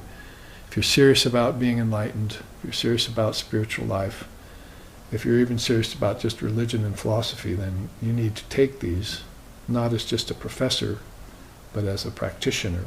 And that's going to entail that you believe in them, that you have faith in them. Now, in most of these systems, including yoga, Patanjali didn't care if you believed in God or not. He just said, follow this yogic system. Whatever God is to you will appear to you as you do practice. You see. And a lot of the Indian seers were like that, including Lord Buddha, we know, is that some sort of religious faith or belief was actually a barrier they saw. At the times when they came to Earth, Buddha, during the fall of Hinduism, and Jesus, the fall of Judaism and so forth, when these religions were constantly going around in cycles, they saw this religious conditioning as much a problem as worldly conditioning. Because you hadn't learned the esoteric truths behind the religion. It's just letter of the law, hidebound, text torturing kind of thing that was going on after several thousands of years had passed. So that wasn't going to free anyone, and probably wasn't even going to grant them salvation, unless their faith and devotion were sincere. And they had the discrimination. So back to the four qualifications. Sadhana chatushtaya, they call it. The first word is sadhana. Chatur would be 4, so sadhana, you have these 4 things that you must do if you enter into a practice. One is practice discrimination, viveka. So he named himself after that before he came here. I'm going to appear to the Westerners of this day and age in this Kali Yuga as Swami Vivekananda. If that doesn't send a huge hint out to everyone, I don't know what will. Here I am, the essence of discrimination between God and the world, between mammon and the Lord. See, between the real and the unreal, between the essential and the non-essential. That's the very first qualification. And then after that, when you know the difference, you take the non-self and you withdraw from it. So all of this here is the non-self up till the Word. Even the gods and goddesses are the non-self. So they're actually inside of you, and they live in lands and worlds that are also inside of you, that you see flipping by, as I said, in dream and so forth. When you cut the silver cord from your body and you take your last trip out of the body and into the interior worlds, at that time you'll see more of the inner worlds, because you have no more foundation, or hopefully you will have no more connection with the physical world. The more you remember the physical world, the less you'll see of the inner worlds. That is, if you're very, very attached at the time of your death, then you're probably not going to see much of anything. You'll just be reborn 100 years later in another body. That's how Holy Mother put it. Most beings take up their birth after 100 years and just return to their same round of karma again. Samsara, Buddha called it. But if you've practiced meditation and you've cut time down and you've cut space away and you've opened up the nadis and you've increased your faith and devotion in God, then when you close your eyes, just like you do in meditation and in sleep, at the time of death, then you'll see the kingdoms of heaven spread out within you. And it's just a matter of where you're going to assign yourself, or what abilities you have or don't have that will allow you to assign yourself to higher or lower realms. Ancestors, I salute you from a distance. And I just take a little detour around you, Indra's world, oh, that's much better, you see, beyond the ancestors. But there with the gods and goddesses. Oh, there's the Trinity deeper inside. They're very beautiful. See? Millions of souls want to go there. That's why they meditated on Krishna or Shiva all their lives as their ideals. So, shifts of consciousness, but you have to know that the ocean of Brahman is behind all of it. This is pure conscious awareness without form. When we say without form, it makes it sound a little bit scary and a little bit difficult to reach, but the hailstone doesn't think so when it falls into it.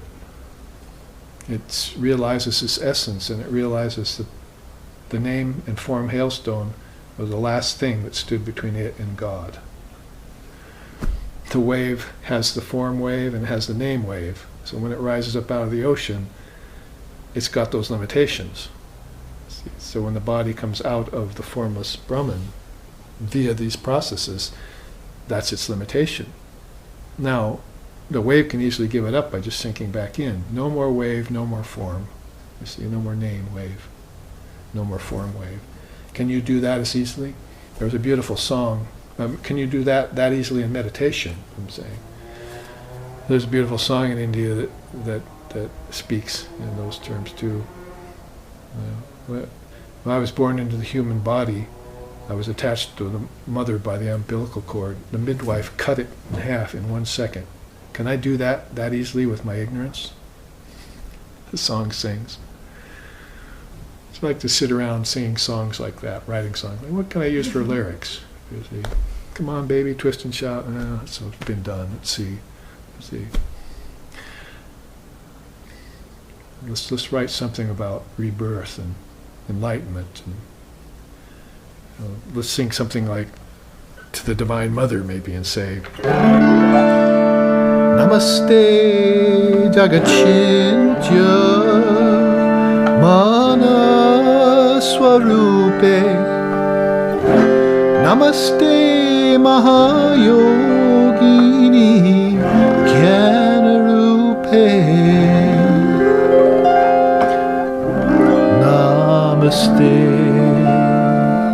Sadananda Nanda Swarupe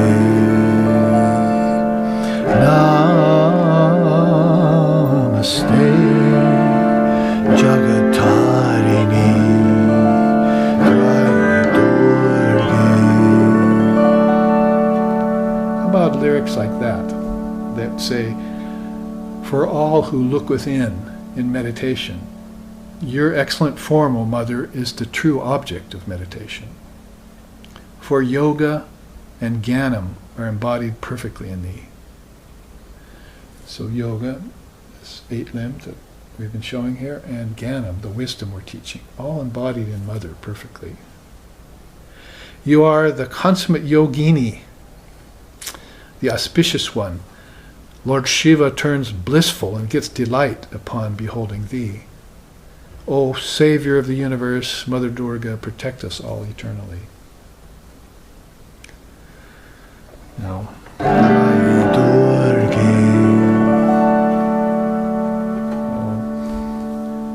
if you connected these channels inside and then saw her coursing along them as Kundalini Shakti, then you would worship her. My teacher used to say that. Said, if you start studying the 8-limbed yoga, there's no way that you'll be unable to worship the Shakti. You'll have to account for Divine Mother and worship her if you're a yogi. So all the yogis get blissful when they think about this flowing energy that's free, that bubbles up from a source, like an ocean like this. And when it bubbles, you see, it turns into these various beautiful things, worlds and beings. And they get bliss just thinking about them. And so if they come out here to the world, they come down the process, they take on a body, and they find themselves in the world of 5 elements, they're looking at the object and saying, is that you, Mother? Look at the chair. Look at the lamp, the light. Is that you, Mother? Look at the sun. Is that you, Mother?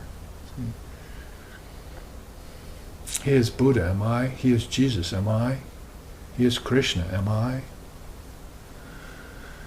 So those, of course, are very profound connections.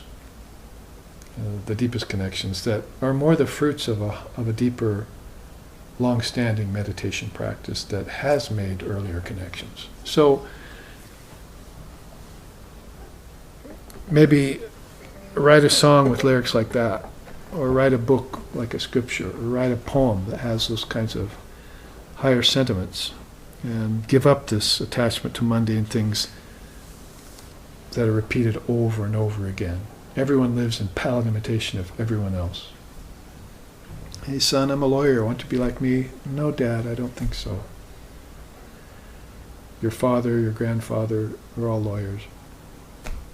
I actually don't trust family in which there are too many lawyers.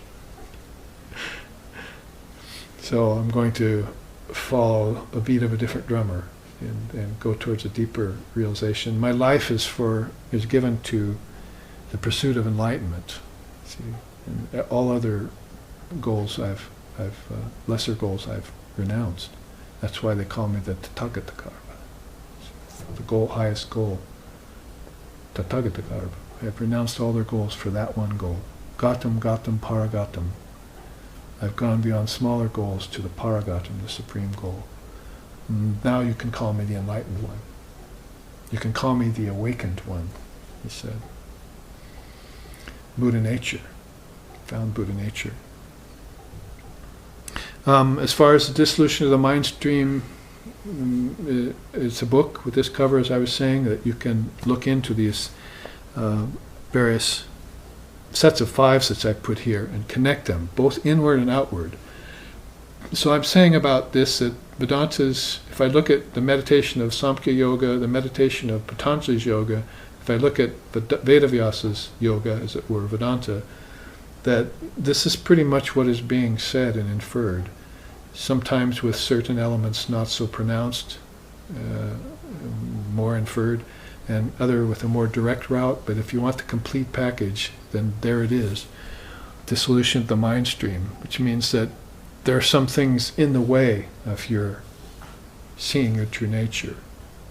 And body-mind mechanism, or 5 sheaths, are some of those. There's another 5 for you, right? Body, energy, there's body, there's energy. See, here, pranamaya kosha, and then manomaya kosha, and vijnanamaya kosha, and anandamaya kosha. You see, so the 5 sheaths will all get dissolved back in. So if you looked at a system like this, and you said, well, that's a lot for me to memorize, or a lot for me to meditate on. I don't think I want to go that route. Can't you give it to me in a little bit simpler form, Guruji? Says, yeah, I'll just think of these as the 5 sheaths and slough them off. Don't identify with the 5 sheaths anymore. Think of yourself as a snake with 5 skins. You're a glistening serpent caught in its own coils. That's one of the Zen Buddhist koans. Only it's glistening serpent never caught in its own coils. But if you have the 5 sheaths, you're caught in those, you see, then how are you going to know that which is beyond all coverings, all sheaths, all upadis, all koshas? Anandamaya kosha, even beyond the ego, you see. So then the dissolution of the mind stream becomes important. Yeah, this is one of the charts in the book. The cover is actually a beautiful tree that you're seeing the atomic particles come out of it. That's right. So this is the main chart for dissolution of the mind stream in that book called Dissolving the Mind Stream. So I connected you there to Tailadara Jan, right? Because meditation on one-pointedness, Swami Vivekananda says here, and let me call up my copy, says there, the powers of the mind should be concentrated and turned back upon itself to penetrate its innermost secrets. See? So the powers of the mind should be concentrated, all of this concentrated and turned back upon itself in meditation. So you might as well just be talking about all 8 of these limbs with everything that lies inside of them. And it's also a dissolution process, because all of this will help you dissolve. I mean, if you practice, say, nonviolence, you'll dissolve your violent tendencies. So that's practicing the dissolution of the mind stream. Oh, I don't feel like being violent anymore. You think it's not possible? I've had direct experience with this, teaching this in prison. And certain people who had violent tendencies in prison became my students, and they say, how do I get out of this problem? I say, then I want you to practice ahimsa. Oh, ahimsa, that sounds nice. I said, yeah, it means nonviolence, and it's actually something that you can practice. What am I saying to the person? It's just like saying, meditate on the couch as an object. You see, meditate on it, not just use it and have it separate from you, and don't know that it came out of that wood that makes up the couch came out of you, because you meditated on wood in the dissolution of the mind stream. It was called earth. So you didn't make the connections as you meditated. So if you're just saying a person to practice nonviolence, they've never thought of meditating on nonviolence. They've just wished that they could be nonviolent. That is, if they're sincere. If they're demonic, their nature is still darkened like that. Well, yes, of course, you don't strew pearls before swine. So, but if a person who's suffering and they want out, you say, well, use it nonviolence as your practice. So I'm coming back to this prison in 3 or 4 months. I want you to practice nonviolence. I don't want you to be angry at the guards. I don't want you to get in fights with other prisoners, other inmates. You just practice nonviolence. That's all you need to do right now. If you do that, you're following my words. So I come back 4 months later. Yes, I've done that. See, I haven't been put in the hole any longer. See, the hole is segregation, I guess they call it, or isolation, solitary confinement. Yeah. So managed to stay out of the hole for 4 months, you see. And everyone's noticing, oh, that person's really changed. Of course, don't forget to hiss. Know what I'm saying? A wise man convinced the snake not to bite anymore.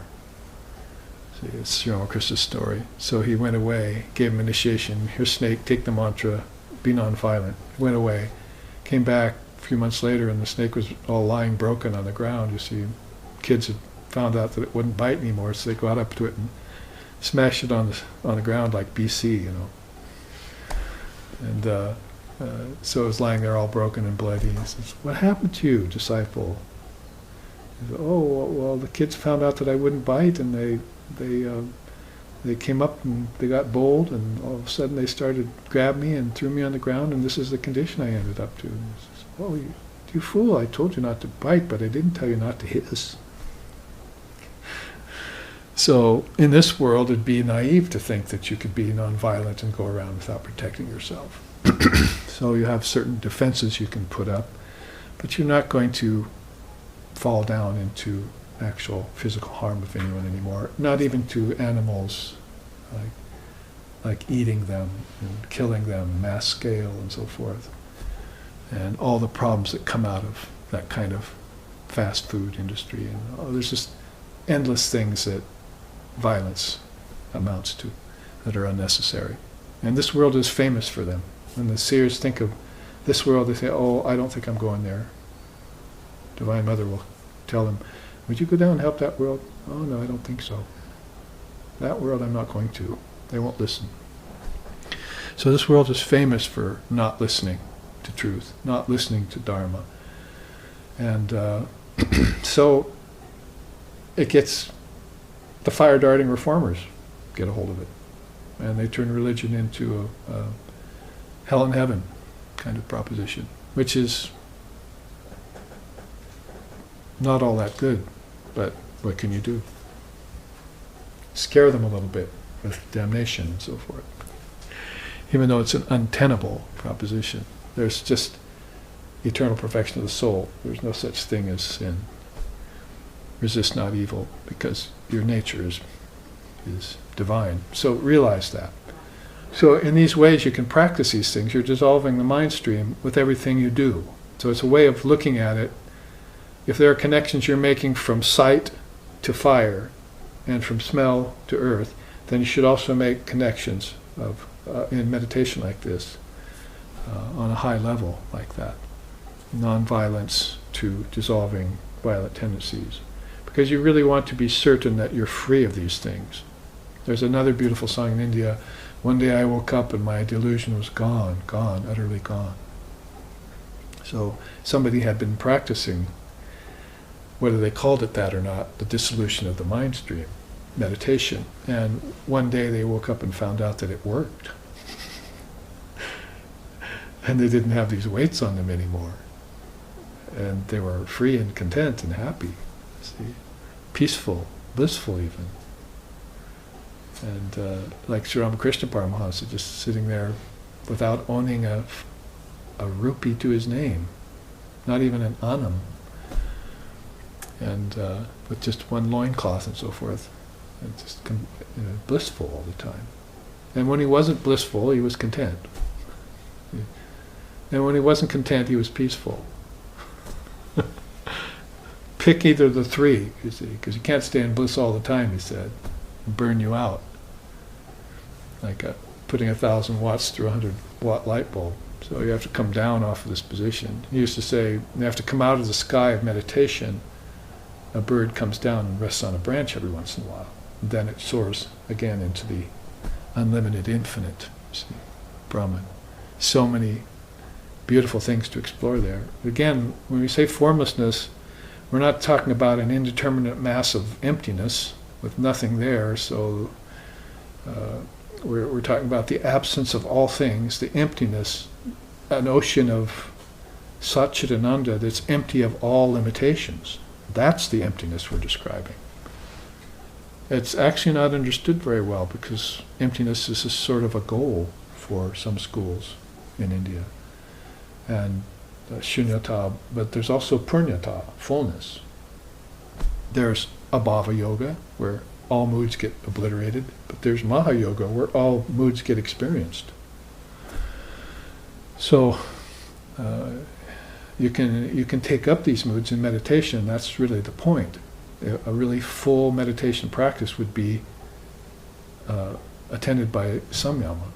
You know that word in Sanskrit, samyama. That's where you take these three limbs and put them together. You mastered concentration, you mastered meditation, and you had absorption, but now you come back into the body with this ability of samyama. So, like Swamiji could look into anything and find the answer for it, and he showed that on several occasions, not only with tattvas, but with people, souls. And just like that, you should be able to have that ability of samyama fructify in you after practice meditation over a period of time. So a lot to say about Tyladar, because really it's the pivotal place from form into formlessness. And it's a good way of explaining it when you look at dissolution of the mind stream. What goes formless? Where does formlessness begin? It would be at the word, is where you'd have the first formlessness. And Ishvara wouldn't quite count because they're wearing the Om sign on their hand, around their neck, in their chest, in their heart. So you're going through the last form when you go through Ishvara. And then the next thing you would encounter would be the word. You'd find the word inside of your Atman, and you'd find your Atman in Brahman. Is that said back here in this chart. So jumping a little bit to the formless meditation here, but in a graceful way, so that we're making connections in philosophy. That's what I was just saying. You can make connections between sight and fire and so forth, but make the connections in philosophy too. Like from dualism to qualified non-dualism and to non-dualism. Make sure that you understand these three plateaus, then find out ways of connecting them. Right now I feel like my Father's in heaven. Well, all of a sudden now, the next day I feel like He's divine and I'm the branch. It's not in heaven anymore. I'm actually connected. And then after that, I wake up one day and I feel my delusion's gone, utterly gone, and I feel like I and my Father are one. And that's non-dualism. So mind is shifting through these plateaus, and it's all right that it does. It just doesn't want to go into fallacy and rank dualism, fundamentalism, hypocrisy, those lower runs of the mind. Stay free of those. And if you do, then pretty soon the Swarupajan happens. You can actually meditate on your true nature. That would be about there when you dissolved Om into yourself, your Atman. Now, isn't it apparent, because you've heard the descriptions, like from Sri Ramakrishna Paramahamsa, I followed that sound of Om in, and then I found it inside myself. So Om is vibrating inside of your Atman all the time. So you'll find that Om will be a doorway.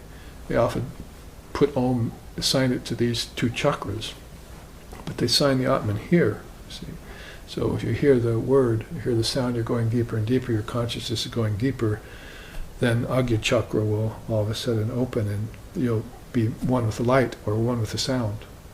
Usually one with the light means you're a visionary, one with the sound means you're a mystic, generally speaking. So he says here about Swarupajan, that is Lord Buddha, the self is master of the self, who else can the master be? With the finite self subdued, one obtains the sublime refuge, most difficult to achieve. Gatam, Gatam, Paragatam again. So this is how Lord Buddha in the Dhammapada had no reticence at all using the word self. He just made a distinction between Atman and Anatman. And many Buddhist thinkers are not doing such a good job of thinking, or trying to call our Atman Anatman, as if there's no self whatsoever. And that's not what he said. Does God exist? Did I say exist? Does God not exist? Did I say not doesn't exist? So basically non-committal to the point where the practitioner will find out for themselves how to dissolve the non-self into the true self. That's why he says, obtains the sublime refuge most difficult to achieve when you subdue the finite self. So, drawing a sharp distinction, didn't I just say about the 4 qualifications? The first one is discrimination between the real and the unreal, and then detachment from the unreal. And then you get the 6 jewels, and then you get desire for freedom. So, if all students came armed with the 4 qualifications, then that would be good. That would be what they need to really place themselves as close to the 7th limb as possible when they're climbing this tree of yoga.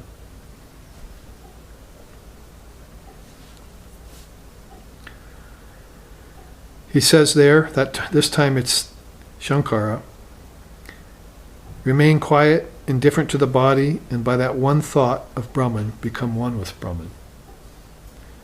So it's like saying, Danur grihit vaupanishadam hasram sharam hupasanashita sandhyayita ayamya tad bhavakatena chitasa laksham tadevaksharam somya vidhi, the nectar of wisdom, somya vidhi. So it basically means, take the Upanishads, the scriptures like a bow, fasten it to the arrow of mind, turn your mind into an arrow, fasten it to those scriptures, sharpen the point with thoughts on Brahman alone, release and penetrate the mark. Beautiful Upanishadic sloka that is related, that all of you have memorized, right? I think. Danur grihitva Upanishadam hastram. Beautiful sayings with the word Upanishad in them. And then finally, I'm leaving out the Sanskrit basically for you because it's very long words. Tailadarajan, beaker of oil into an empty beaker of oil. Swarupajan, meditation on your own self. Dhyan, here is the word for 7th limb, as you see here. Meditation or Dhyan yoga. Then Brahmakara Vritti Dhyan, meditation on Brahman itself. So find yourself, and then find Om, find yourself, and then put yourself in Brahman. Then you can achieve immersion. And this might be the way of Laya Chintaya Jan. Laya means dissolution. So you've really come to the culmination process of dissolving everything back into Brahman. There you see Shankara saying, when the mind is completely absorbed in the Supreme Being, Brahman, the world of appearances vanishes. So, world as a separate entity or a separate existence from Brahman goes away, and the world is still there as Brahman. You'd have to say that. It's always a beautiful thing to think about when you start following the Neti path or path of emptiness. You're concentrating so much on it that pretty soon Brahman begins to disappear too.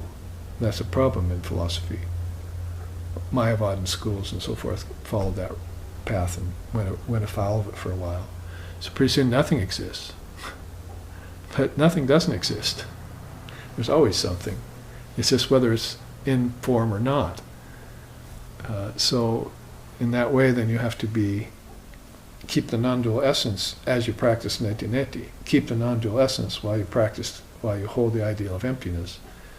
And that's the thread running through the pearls that Krishna talks about in the Gita. That you must keep. That's you, in fact. You're the thread. Thread I am. Tatvamasi, that thou art. Thread thou art. You're that one strand that's holding everything together. It's called your consciousness, with a capital C.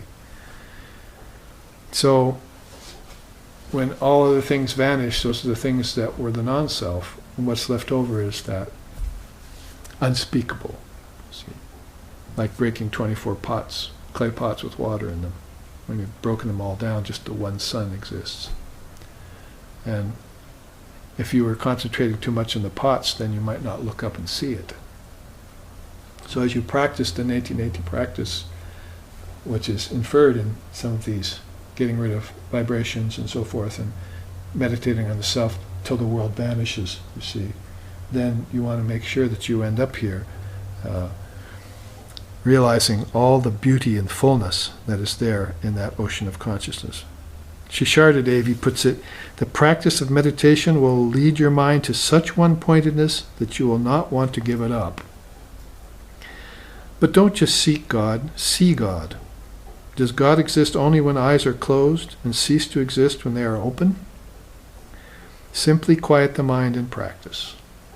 So, 3 or 4 beautiful sentences and teachings there by Sri Sharda Devi, Divine Mother of the Universe, in form, in this day and age, the manifestation of Mother Kali, Saraswati, and Lakshmi in human form, who is my teacher's teacher, Swami Shishanandaji, saw her face, heard her voice, and longed for her grace for the rest of his life, and contacted her after she passed from the body in meditation, he said.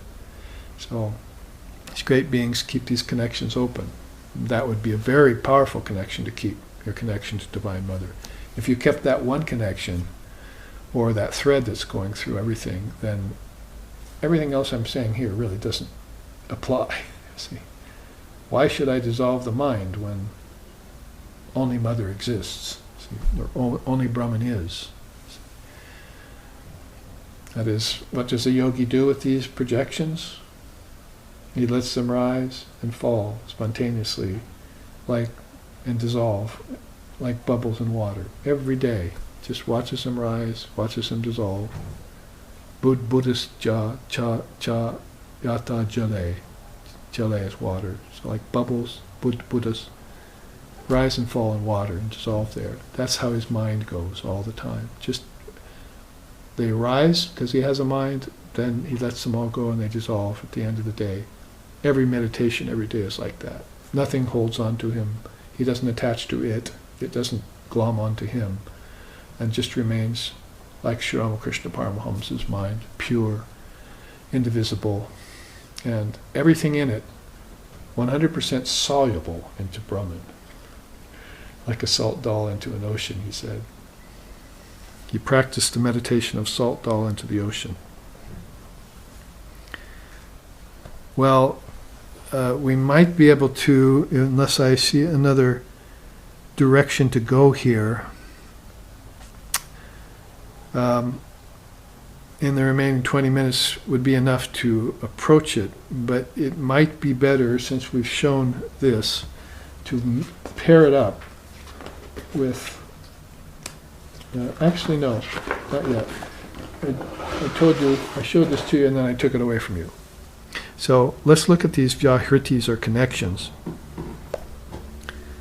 with this beautiful painting of a friend of mine who just passed away. He passed away sitting like this. They found him. Passed away actually, I think in 2012 they said, but he passed away sitting up in his room.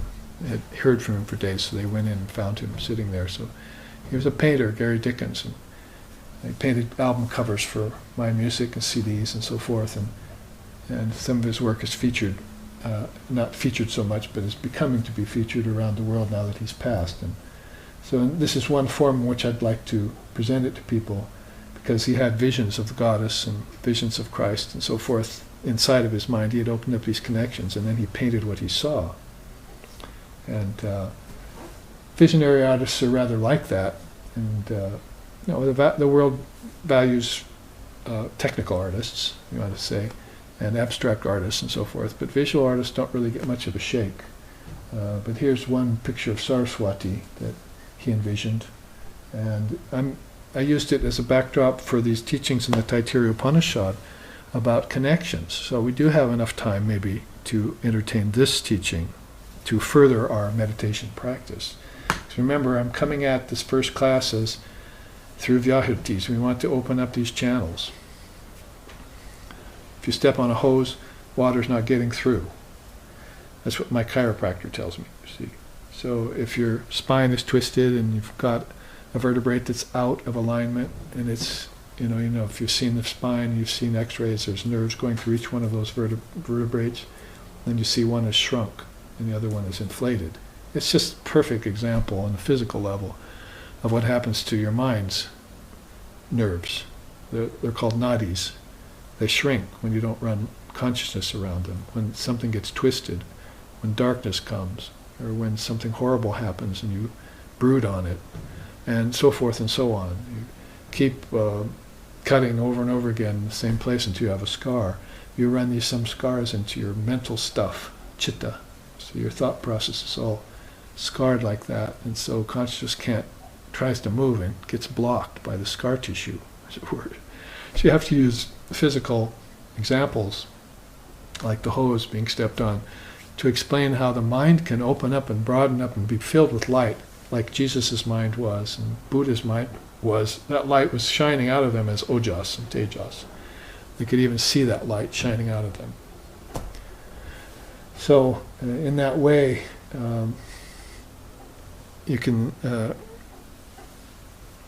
we can use this first class as a main emphasis on making connections, and then next week I'll show you yoga's system of samadhi and how there's beautiful image of Patanjali here, but how these basic fives fall into the yogic system too, how everyone uses them and has used them. We'll start off next week with that. Let's finish our 15 minutes here of this first class with how Mahachamasya and others connected worlds at a certain time when they'd been forgotten. Now this is very important in the Taittiriya Upanishad, because as these cycles go around, even the seers will become forgetful of certain things. Mother will veil their consciousness, and then all of a sudden, at a certain time, in any given culture or round of time, she'll open up a revelation on a seer.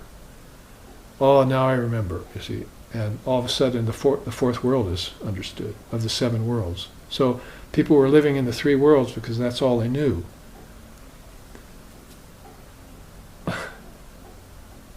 Here in the West, all we know is 1 world. So this is how desperate it has become right now, that we only believe in the physical. And our intelligence is all around the physical. And our seeking of things is all around the physical power. We seek things by power and might over others. It's domination. So all this thing is restricted to a 1 world view, being only physical. So we don't know about Bhuvaha, and we don't know about Swaha. You see, there's Bhur, Bhuvaha, Swaha. So you can sit and cite the Gayatri mantra every day. Om Bhur Bhuva Swaha Tat Savitur Varenyam Bhargo Devasya Dhimohi No Na Prachodayat. And you can do that and never know what Bhur Bhuva Swaha means. Or maybe find out that it means earth, nether realms, and the heavens. Or and then from that say, well, here's where the beings are, and here's where the ethereal beings are, and here's where the ancestors are. And you can start making these connections in these first 3 worlds. But again, did you not forget to remember that all worlds exist in one Brahman? Did you not forget, or did you forget to remember that there are also 4 other worlds that lead deeper to Brahman? And those are connections you need to make. So again, you're making connections on all levels, aren't you? You start out with, taste to water, or touch to air, you see, or hearing to ether. That's your basic yogic connections. Then later on you're making connections cosmologically to worlds and beings and gods. Then later on you're making connections to tattvas and principles and intelligence and the word and your own self. Ultimately it's coming out of your own self, all of it, you see. And then you're going to blame some poor seer for sitting there in bliss, weeping, when you're laboring over a bunch of things that are causing you suffering? Rich men used to visit Sri Ramakrishna, and he was sitting there with nothing, and he was in absolute peace and bliss. And then they would say, well, how come he's so peaceful and I'm not? I've got riches, untold, hundreds and thousands of rupees, and I'm not happy. So some big connection was missing there, you see. That connection of not owning, of renouncing, of not taking to the self, of not coveting gifts, not receiving gifts, of not accumulating wealth and amassing things, of not domineering over other nations to get more. All of that was missing in Sri Krishna, and more.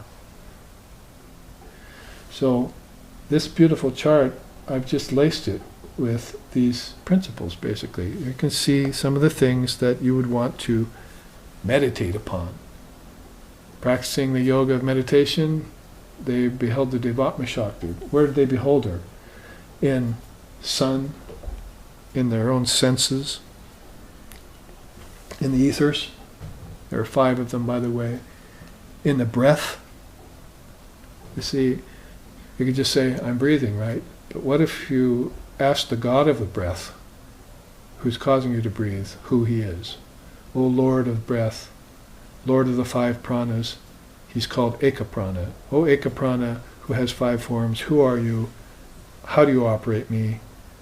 How do I use you to go further into the psychic prana? So when you hear about things, you make the connections. Right? O prana, life force flowing, causing me to move, and so forth. Okay, I at least got that far. But now let's connect it to the deity, and now let's connect the prana and the deity to the psychic prana, because there's a God called mind, see, that has an intelligence that is just waiting for you to connect Ekaprana to it, so that you can gain wisdom. So Lord put it, be wise, make the connections. It's right out of the Dhammapada. I was reading it last night. So, sun, the light of all lights, but there's billions of them. What if we were to connect that light to intelligence? All the suns exist inside of your own thinking process as great thoughts. All the great suns, some of them thousands of times bigger than our sun, out there in space. That it would take you 11 centuries to fly around one of them in a jet. That's how big one of the suns is. Who's that? Whose thought is that? Swami Vivekananda's? So all these suns, to be meditated on it, because they shed light. Light disperses darkness.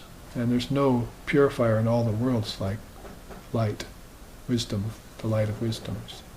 It will dispel darkness in you for all times. Sri Krishna said in the Gita. Well, take your pick, go through them all and start meditating. Your own body holds secrets that you need to find out. The stars, all these suns, of course, not just one sun, but many of them. The moon shines by borrowed light. That should give you a clue to something. Thought, living beings. Sri Ramakrishna used to say, living beings are one of the 6 powers of the Lord. So actually living beings moving around are actually powers of God. And you haven't made that connection yet? It's like Swamiji coming and saying, you know, beings are just gods walking around on 2 legs. We've known that for a long time in India, but you don't know that. So it's just like saying that, you know, that living beings are one of the great powers of God. When you see living beings, you see God. Sri Ramakrishna used to say that. In cities, there's more concentration of God than anywhere else because of the mass of beings that are there in a city. Vibrating. Trees, herbs, flowers, water, 5 elements, in other words, ethers, all of those to be meditated on, not just because they appear to you, but why they appear to you, and where they came from, and making the connections so that you can establish them in your consciousness. You see, here's the problem. You've established your consciousness in them. Wrongity, wrong, wrong. You must establish them in your consciousness. Those are the 2 directions, see. And the materialist goes towards the former one, and we go toward the latter one. We want to establish all things in our consciousness. And once we do that, we know 2 things. All of this exists in me as my own wisdom, and I am that. I am that wisdom. That thou art. So here's what Taittiriya Upanishad says in that level. Verily, through the sun, all worlds, Through the moon, all lights. Through Brahman, all the Vedas. And through food, all animate beings are magnified. So talk about making some 3 or 4 powerful connections there. This is the way they thought. This is the way they looked. This is the way they viewed. This was their perspective. And the fruits of their meditation came about in terms of samadhi. India is known for samadhi. Buddha was a Hindu man. He had samadhi called nirvana. So wherever you look, you find the fruits of these 8 limb practices, whether it be Ashtanga yoga or the Ashtabala, the eightfold, fourfold noble truths and the eightfold path, Ashtanga Margas. You have Ashtanga Marga and you have Ashta Yoga. There's the Ashtanga Yoga. So that's 8. So wherever you look in these systems, you'll find they're concurring with one another. They've made these profound connections. In the remaining time, although we could segue into our second class starting with this, we'll see. But you can see here how Bur, earth, Buvar, interreligious, interregions, and heaven, Bur Buvaha, Swahar, and where is it? I'm not seeing it. Look at my own here. Oh, there it is. Suvaha or Svaha and Maha.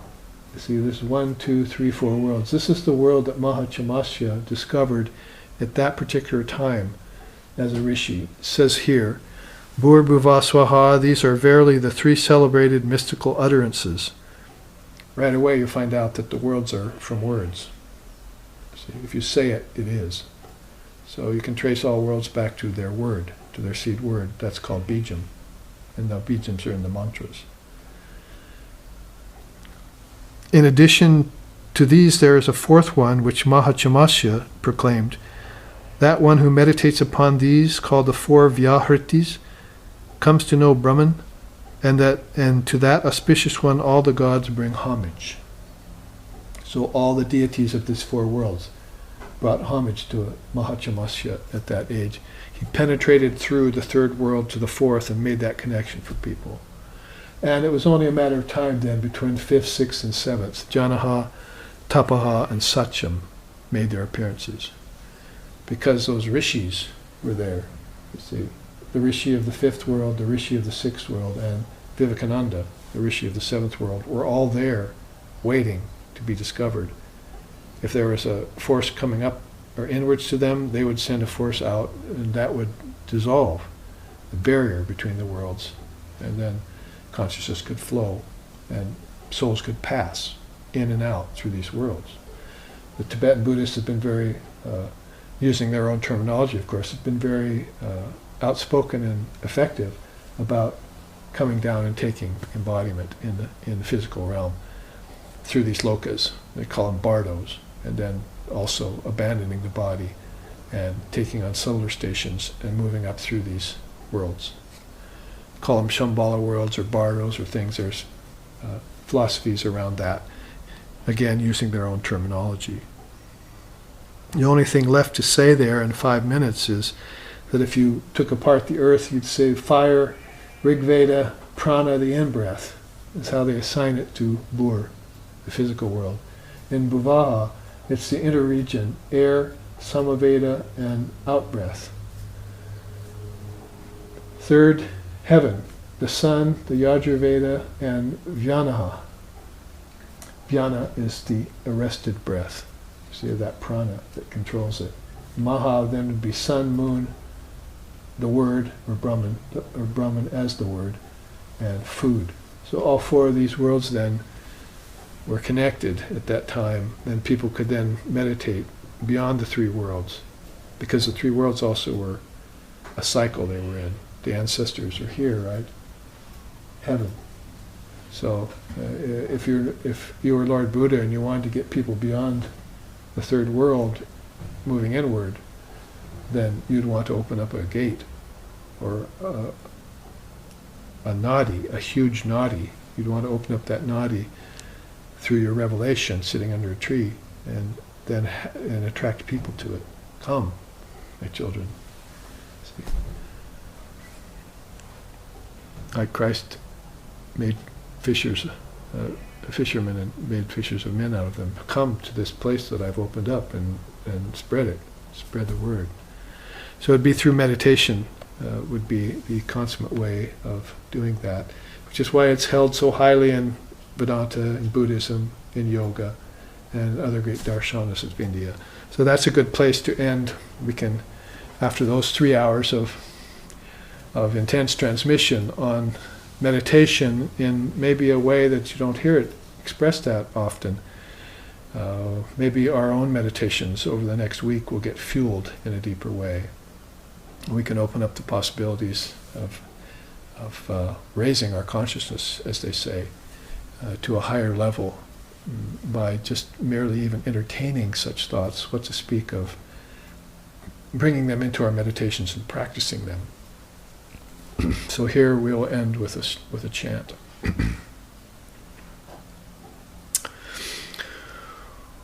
Om Bhadram Om Bhadram Karnebihi Shriyamadevaha Bhadram Pasyema Akshabirya Jatraha Stirairangaish Tushtivam Sastanuvir Vyashema Devahitam Yadayuhu Swastina Indra Vrida Shravaha Swastina Pusha Vishwadevaha Swastina Starksho Arishtanemihi Swasti no Brihaspatir Dadatu Om Shanti Shanti Shanti. May we see with these eyes what is good and spiritual. May we hear with these ears what is noble and uplifting. And may we, while worshipping the Lord and Mother of the universe, with healthy minds and bodies, live a life which is beneficial to ourselves and to all other beings. Om, peace, peace, peace. May peace be unto us, and may peace be unto all. Om